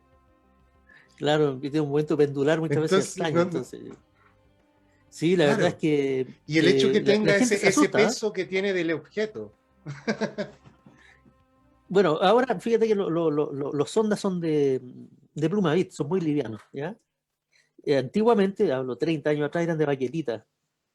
Bueno, y tenían un paracaídas de papel, porque cuando el globo, cuando llega a la parte alta de la troposfera, ¿cierto? La tropopausa, por ahí llega más o menos, hablemos 12 kilómetros de altura en promedio, el globo se ha expandido 8 veces por la presión, hay menos presión, se va expandiendo hasta que revienta. Claro. Y después cae. Entonces, sonda o el instrumento antiguamente era de baquelita, era muy duro, ya hasta una antena, y tenía un paracaídas de papel, sino porque no le cayera a alguien en la cabeza y hiciera daño. Y muchas personas, de repente, como esto van generalmente a la cordillera de los Andes, faltaban los arrieros que llegaban con el instrumento a la oficina y ya no servía. Que ellos lo habían recuperado. Era todo, igual lo homenajeaban. ¿Estos instrumentos son desechables? Sí, generalmente son desechables estos instrumentos, son de un uso. Ok, de un uso. Qué interesante. Porque una cosa es el globo sonda. Tiene una altura determinada, son pequeños, pero tenemos también los globos de estudio atmosférico, como el famoso globo Mir, que es mucho más grande, del tamaño de una carpa de circo, plateado, y que tiene otra serie de protocolos también. La razón por qué lo traigo a colación tiene que ver con el famoso caso del ovni de Sábado Gigante de 1985, en el cual todo Santiago y gran parte de la quinta región tuvo la oportunidad de ver un objeto de color plateado volando. Era difícil determinar la altura porque no se sabía el tamaño, causando una gran conmoción, ¿no? Acá, en aquel momento, digamos, meteorólogos del aeropuerto, astrónomos del Cerro Calán, las tripulaciones de por lo menos 3 vuelos que andaban dando vuelta por ahí, uno de Canadian Airlines, el otro de la DECO, y había un tercero que era un Hércules militar, según lo que tengo entendido, no podían realmente explicar qué era lo que estaban viendo. Y yo no sé si tú tienes mayor conocimiento con respecto a los globos, porque yo tengo un montón de preguntas al respecto. Primero que nada, me pregunto, ¿cuánto cuesta un globo Mir? Deben ser carísimos, pienso yo. No es algo, digamos, que se tira todos los días. No, debe ser muy caro porque eso va midiendo otras cosas. Nosotros medimos temperatura, humedad, todo lo que es básico en la meteorología, pero esos van a medir otras cosas ahí arriba, ¿cierto? Estamos hablando incluso hasta los ozono en esa época puede haber sido. Ah, claro, seguro. Claro, porque van muy alto y tiene que ser grande para que también, porque llega un momento en que la temperatura en la estratosfera empieza a aumentar, entonces se pone estable y es muy probable que el globo no siga ascendiendo. Claro. Entonces, por eso debe tener esa envergadura y la composición, pero esos miden otros. El instrumental, yo creo que llevaba ese globo, es altamente tecnológico y mide otras cosas que no digamos meteorológicamente, porque quizás más astronómica, diría yo. Ah, ok, como de alta atmósfera. De alta atmósfera, sí. Interesante, súper interesante. Yo siempre me preguntaba, ¿por qué lo menciono? Porque recordando toda la controversia, de hecho, hace poco tiempo atrás estuvimos celebrando, bueno, el 15 de agosto, estuvimos celebrando el aniversario 36 de este avistamiento. El avistamiento más masivo de un objeto que no pudo ser identificado 100% en aquel tiempo. Y recordábamos en programas que otros amigos también hacen en sus propios podcasts, algunas de las controversias más grandes con respecto a esto. Una de ellas tiene que ver con los supuestos protocolos internacionales que están en juego al momento que un país o una institución de un país, porque ciertamente esto no son instituciones privadas las que hacen este tipo de estudios, a lo mejor lo son, pero digamos tienen que tener un financiamiento considerable, pero que existen protocolos en los cuales se debiera dar debido conocimiento a direcciones aeronáuticas como en la que usted trabaja, para que ellos estén en conocimiento de que existe un objeto de esa magnitud, porque como decíamos, son increíblemente grandes, el cual podría afectar la seguridad de los vuelos. ¿Usted tiene conocimiento, Arnaldo, acerca de cómo funcionan estos protocolos, si es que ellos existen, si es que son, digamos, tan respetados o podrían ser mucho más respetados de lo que son? Me salta una duda mía, voy a hablar en forma personal. Ya. Me salta una duda con este globo, porque generalmente estos globos son americanos, ¿cierto?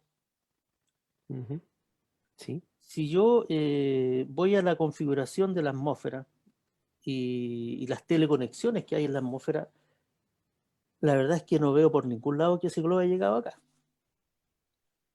Claro. Con esa envergadura que tiene de una carpa de circo, ya si hablamos de aquí, no sé, pues a Rancagua ya no lo voy a ver, ¿ya? Es muy probable. Okay. Entonces, lo que me llama la atención con respecto a la explicación, cómo llegó ese globo, al menos que se haya emitido en Australia, ¿cierto? Sí. O en Isla de Pascua. Sudáfrica. Sudáfrica. Podría ser. Según la explicación, digamos, más cercana a la explicación del globo, porque yo también soy un convencido de que la explicación no está tan clara, habría este globo salido desde Sudáfrica. y hubiese tenido, digamos, una órbita de rotación alrededor de la Tierra. Es decir, mientras la Tierra continúa rotando, esto está en la atmósfera suspendido y da la impresión de que va avanzando, ¿no? Le preguntaba por los protocolos, porque en algún momento se había mencionado que si un globo como este, por ejemplo, comienza, porque generalmente llegan hasta 80.000 pies de altura, por lo que yo tengo entendido, no lo tengo 100% claro, pero podrían llegar hasta los 80.000 pies de altura, lo cual es bastante alto, considerado con vuelos comerciales que generalmente están en 38.000, 42.000 pies de altura, ¿no? Entonces, si este globo pudiese, por alguna razón, ya sea porque se desinfló, se pinchó, se le hizo un hoyo, lo que sea, comienza a bajar, tendría un mecanismo de autodestrucción, digamos, a los 50.000 pies o algo así, cosa que no se quedara ahí flotando, digamos, en las líneas de los aviones, en las líneas de altura de los vuelos frecuentes de los aviones. Y por otro lado, también pensaba yo, si eso fuese el caso, un objeto como ese debería ser plenamente observable en un radar, pero no soy especialista en el tema. Pero me imaginaba si se puede ver un objeto, digamos, como un avión, en un radar, dependiendo del tipo de radar que se use, porque algunos tienen, ya los más modernos tienen un beacon, que en realidad no están rastreando necesariamente la firma de radio que se ve en el cielo, sino que están rastreando una onda que emite el avión para ver dónde está su posición. Es distinto de los que habían antes, hace como 50 años, que rastreaban, digamos, todo, ¿no? Pero me quedaba esa duda. Primero que nada, si era rastreable por radar. Y segundo, claro, si que tiene estos métodos de autodestrucción, habría sido, digamos, lógico pensar que al momento en que, digamos, llegó a los 38.000 pies, 50.000 pies, se hubiese autodestruido y hubiese caído, ¿no? Ahí viste paciencia todo el mundo. Claro, lo de que haya quedado estático, ¿cierto? Y tiene que ser una suerte, la verdad, que haya quedado estático y que la Tierra por rotación hayamos cruzado por ese lado, ¿cierto? Puede ser, no puede ser, digamos, pero es difícil en el sentido de que mientras más alto el viento más fuerte, ¿ya? Y hay oportunidades en que sí el viento es más débil, pero hay viento. Y con respecto a los protocolos, bueno, nosotros, por ejemplo, cuando emitimos estos sondas, se emite un NOTAM, que se llama. Y un NOTAM es una información que la emite Aeronáutica, ¿cierto? Donde se indica lanzamiento de sonda y muchas veces, bueno, los controladores aéreos, si hay vuelos pequeños, ¿cierto? De menor escala, lógicamente tratan de evitar de que crucen las aeronaves por ahí. Claro. Y todo se avisa, la verdad, incluso los vuelos de drones, todo tiene que estar avisado por estos NOTAM.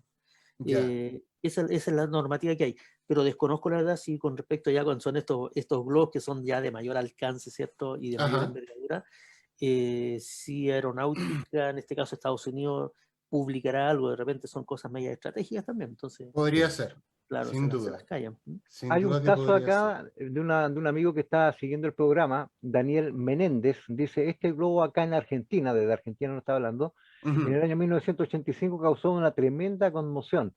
Sí. Hasta el día de hoy se sigue discutiendo si fue un globo o un ovni, a pesar de que se demostró posteriormente que fue un globo Mir francés. Correcto.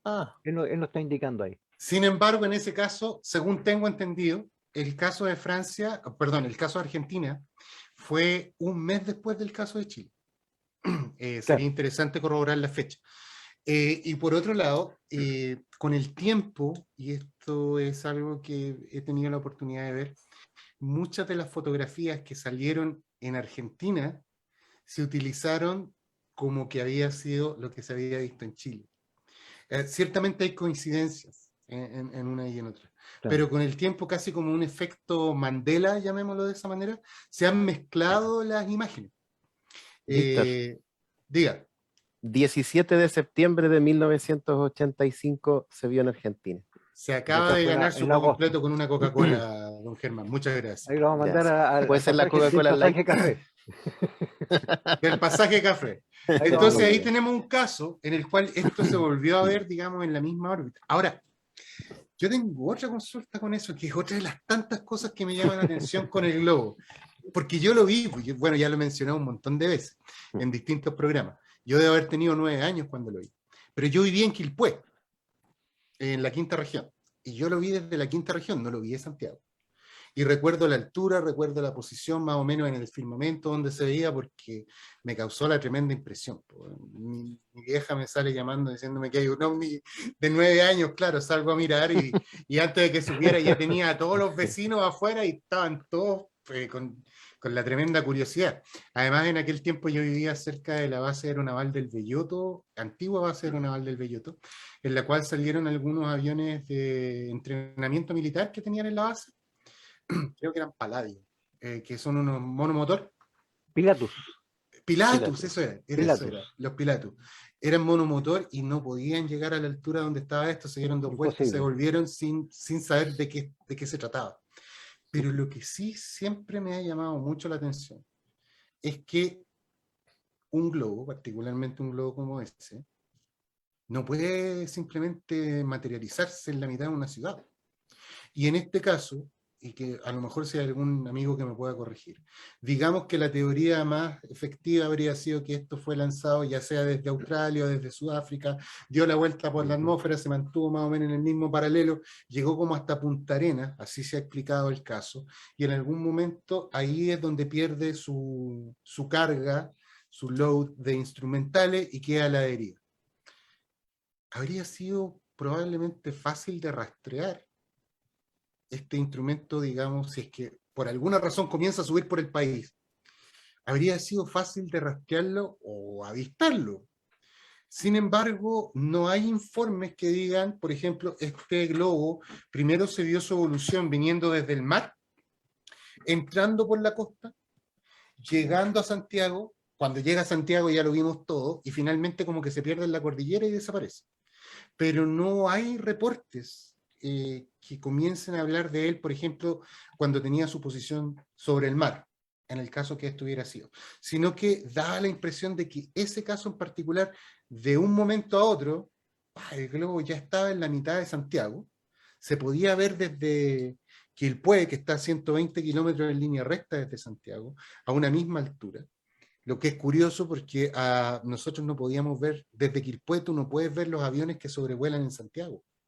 Y esos están a 38.000, 40.000 pies de altura, pero la diagonal, digamos, entre uno y otro no te da la posibilidad de verlo. Pero este sí se veía, ¿no? Entonces venía la hipótesis de que, bueno, si estaba al doble de altura, 80.000 pies, entonces tenías como un punto de referencia, se podría haber movido un poco, pero en general lo habrías visto en la misma posición en el cielo. Pero aceptando que eso sea la verdad, a mí siempre me llamó la atención que no habían reportes previos de que esta masa iba en dirección hacia la ciudad.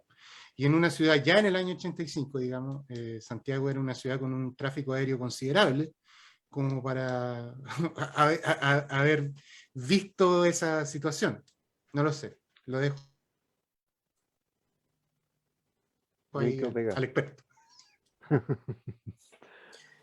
La verdad es que los radares no sé hasta qué, porque es un ángulo, ¿cierto? Es un ángulo que emite la señal. Y sí, justamente los aviones, por lo menos los nacionales andan en torno a los 35.000 pies y ya los cruceros fácilmente pueden alcanzar la velocidad de crucero a los 42.000 pies, pero los que van a Australia, esos de largo aliento. Hoy en día sí es posible monitorearlo con los radares, ¿cierto? Pero estamos hablando de una tecnología de tantos años atrás, no sé si a 80.000 pies puede haber un radar, un objeto, la verdad, me entra completamente la duda. A lo mejor en Chile no está esa capacidad, no puede que en los países desarrollados exista, pero a esas 80.000 pies, la verdad es que tiene que ser muy estimativa la altura en que se vio ese globo. 80.000 pies, estamos hablando de una tremenda altura, aunque sea del porte de la carpa, un circo que se vea, la verdad, yo no sé, me entran muchas dudas. De hecho, conversando ¿Tiene con usted Patricio, una opinión personal eso, acerca de eso, Arnaldo? Si es lo que yo vi hace muchos años atrás, en que justamente había algo en el cielo y después se fumó, como que se achicó, pero dejó como un estéreo de vapor.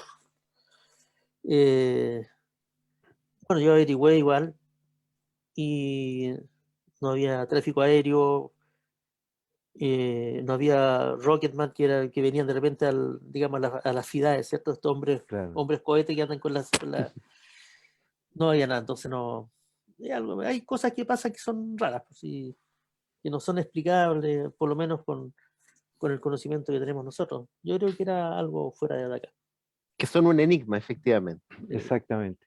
Tiempo atrás, Arnaldo, Víctor y Germán, recordemos que en una oportunidad la universidad católica, si no me equivoco, hicieron un experimento con globos plateados. Sí. Era para hacer un experimento, principalmente. Pero no le dijeron a nadie y hicieron como un experimento social, primeramente.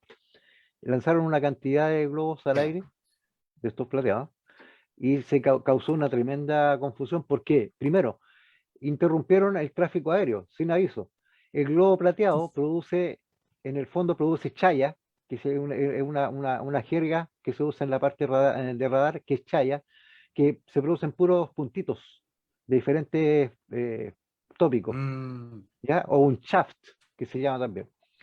Y resulta que también le llegó un palo porque eso no se puede hacer. Tal como dice Arnaldo, se mide todo, incluso el vuelo de los drones. Entonces, claro. para hacer esto, si es ilegal, lo van a hacer sin permiso.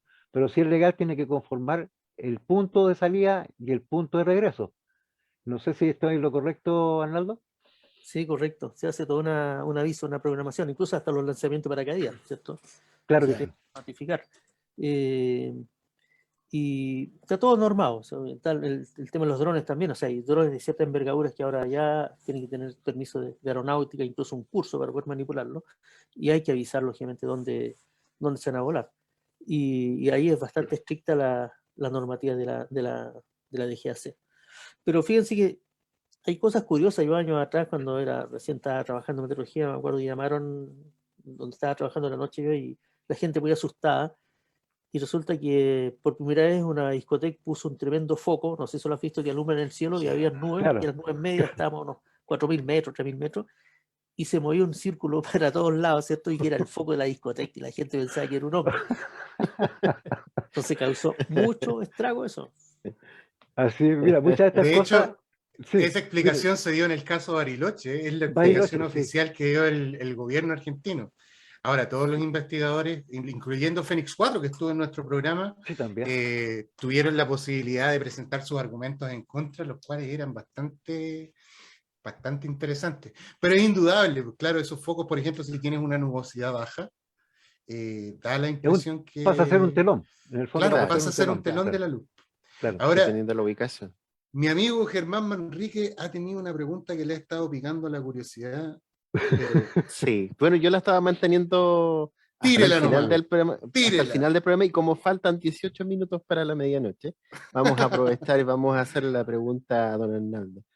Bajo su concepción digamos, de lo que hemos estado conversando, incluso de lo que es el fenómeno en sí, del fenómeno de los ovnis. ¿Para usted es un fenómeno real? ¿Existe efectivamente un fenómeno ovni? ¿Existen este tipo de artefactos que nos están visitando y que vienen quizás con seres de otros lugares? Y yo hablo siempre de lugares porque no me puedo encasillar en que puedan venir de otro planeta, de otra dimensión o de otra constelación, ¿cierto?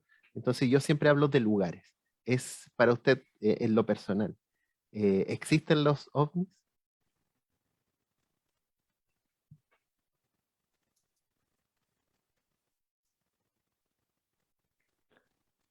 Ahí Se parece. había quedado pegado, sí. Claro. Ahí quedado pegado, parece que...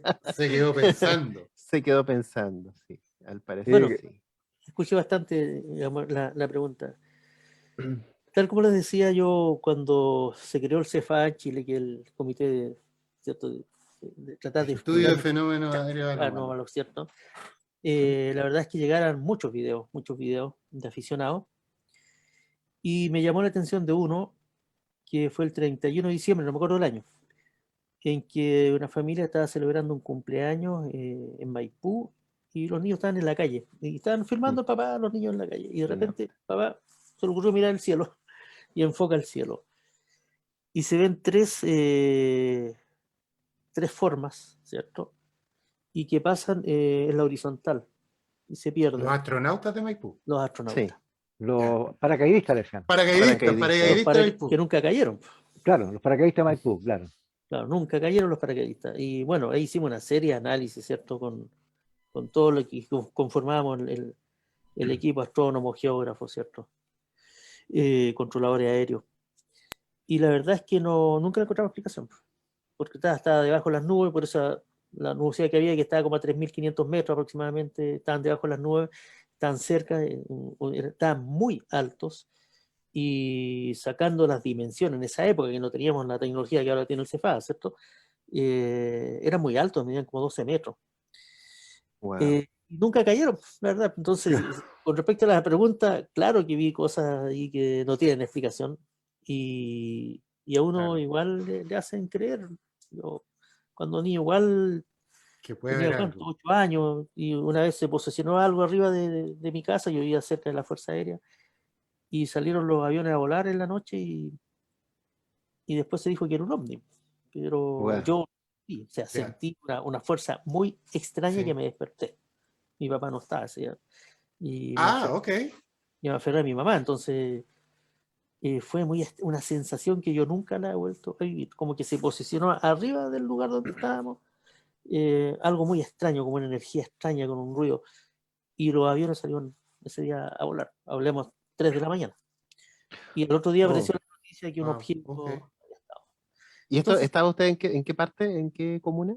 yo estaba en San Bernardo en esa época, En la frente a la base escuela, aérea de acá del claro, bosque. del bosque. Frente al bosque, Ah, sí, ok. frente al bosque. Frente al Sí, bosque. sí. Yo vivo muy cerca de la base aérea del bosque, Allá, justamente. sí, por ahí Antiguo cerca vecino. fue.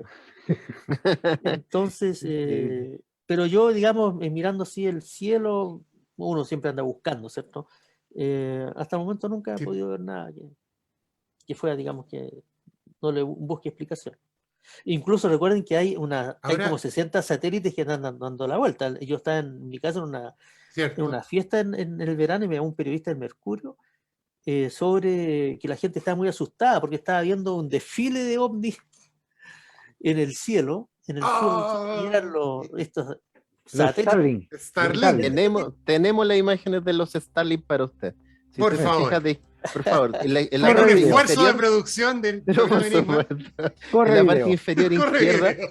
está apareciendo justamente las filas en este Esos caso, justamente del tren de satélites Starlink, ¿cierto? Que tienen como función en primera instancia llevar internet a lugares más de difícil acceso, en ese sentido a empresas comerciales. Esa es la finalidad en primera instancia. Oye, En total está atravesando son la 12.000. constelación de Orión. Sí. Tal cual, tal cual. Esto fue el día 31 de enero del 2020, tal como aparece en la parte inferior, ¿cierto? De la imagen. En Buenos Aires fue tomado esta imagen, este video del tren de satélite que es espectacular, que es Claro, las tremendo. personas que ven esto realmente se asustan.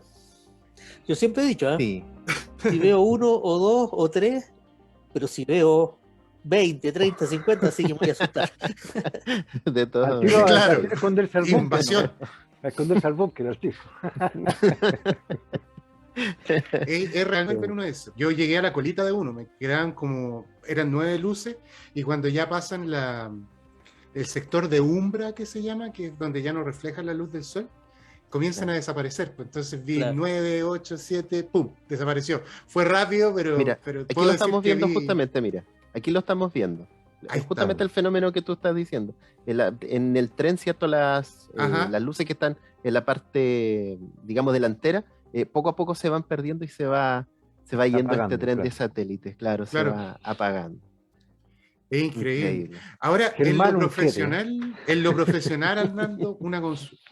En lo profesional, fuera de lo que nosotros podemos ver, ¿a usted le han llegado o ha tenido experiencia, reportes de algún fenómeno aéreo anómalo? Ni siquiera estamos hablando de nave aquí, de un fenómeno aéreo anómalo, el cual no puede explicar, ya sea por el movimiento que tuvo, por la velocidad o por las características observables de este objeto, este fenómeno. Bueno, muchas veces llegaron reportes de pilotos Ya. y conversaciones con los centros de control y torres de control, donde habían ciertos elementos que no están considerados, digamos, en la planificación o en el radar. Entonces muchas veces los controladores no lo veían y el piloto los tenía a la vista. Entonces, Claro. sí, de eso hay mucho, ¿ah? Hay mucho, y es un poco más reservado. ¿Es el Ya. caso de Catalán también, el caso de Gabrieli? Claro, sí, hay muchos casos, y sobre Ujú. todo, bueno, pilotos comerciales principalmente, Pablo. Ajá. Estaba Claro. pensando en el caso Libor. Libor, Y de- claro. muchas veces los pilotos comerciales ahora no reportan, ¿ah? Porque Ya. muchas veces digamos, no sé El, si era tem- ahora, pero antiguamente lo el sacaban de temor, vuelo. Por el el temor, temor ya. es que lo sacan de vuelo y lo hagan de examen psicológico. Claro. Uf, De hecho, Arnaldo, cuando estaba, también alcancé a estar en CEFA junto a Mario Duzuel, también está la doctora María Estefanova en ese tiempo, cuando tú ya te habías ido de CEFA, justo entré al CEFA por preguntó me pasó. Así que estuve ahí un tiempo también. Y fíjate que hay algo bastante interesante que cuando se generan este tipo de situaciones, la gente tiende a creer que porque, por ejemplo, uno está en esa instancia, tiene que saber y tiene que responder de acuerdo a lo que ellos quieren escuchar. O sea, no reciben una respuesta como la posibilidad, sino que no, usted tiene que ser, para eso se le está pagando, para eso ustedes están haciendo esto, porque ustedes tienen propósito, están en el libro azul y empiezan a guardar información. Acá yo sé que no ocurre lo mismo. Yo sé que Danilo Catalán y Gabriel y otros pilotos también tuvieron situaciones así y que tuvieron que explicar. Y de hecho, CFA entregaba un formulario tipo, ¿cierto? Que estaban en todos los aeródromos, en todos los aeropuertos, donde incluso por ahí tengo uno guardado también todavía, donde el que originaba el avistamiento tenía que escribir un montón de datos, originar de qué lugar lo estaba viendo, cuántos testigos habían, la forma, el alcance, altura, o sea, buscar el máximo de apoyo tecnológico visual, obviamente en ese momento de la persona cualquiera, para llegar a indagar a fondo, ¿cierto?, de qué estábamos viendo y de qué íbamos a conversar al respecto, o indagar.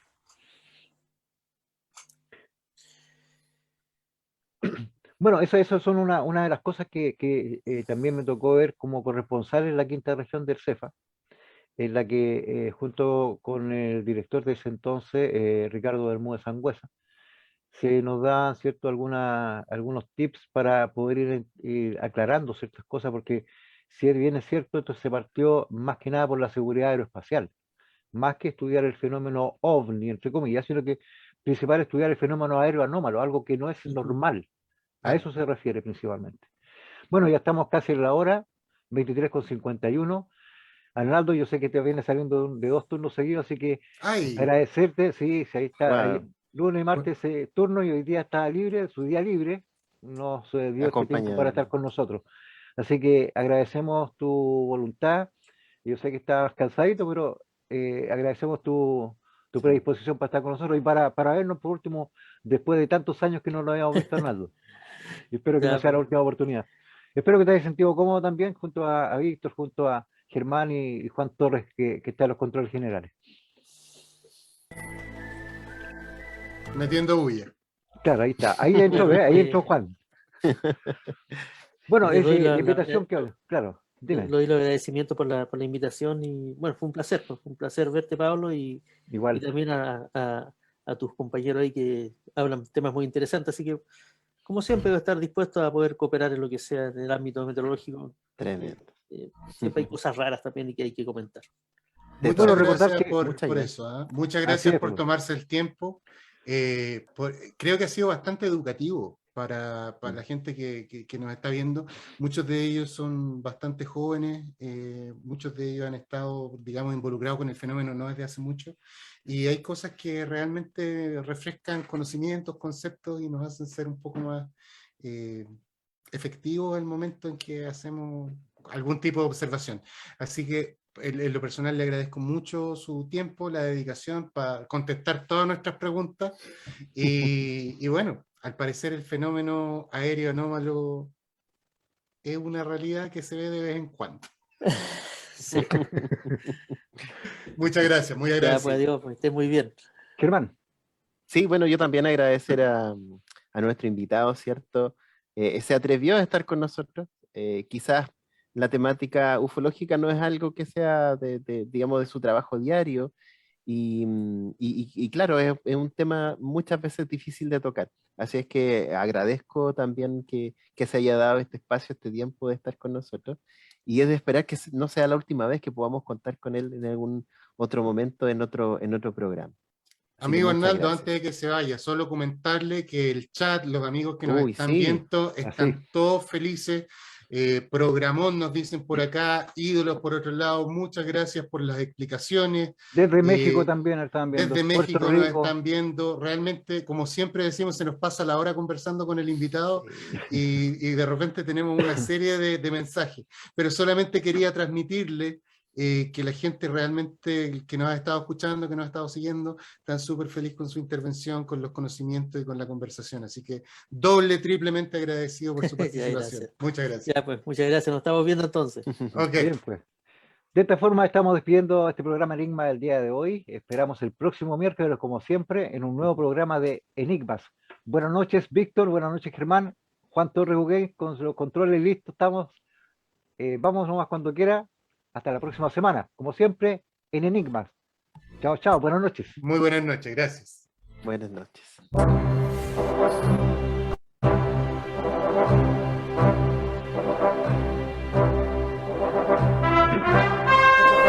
A través de Radio Interferencia FM 106.3 hemos presentado Enigmas, un programa de hechos inexplicables, casos paranormales, mitos, cuentos y leyendas.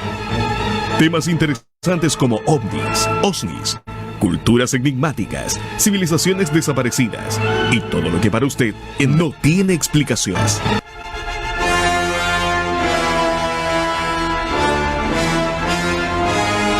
Temas analizados de una forma diferente por su conductor, el investigador Pablo Enríquez Faúndez, miembro y corresponsal de AION, Agrupación de Investigación Ovniológica de Chile.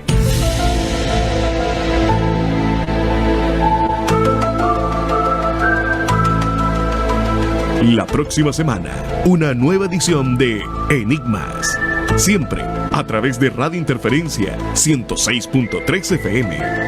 Buenas noches.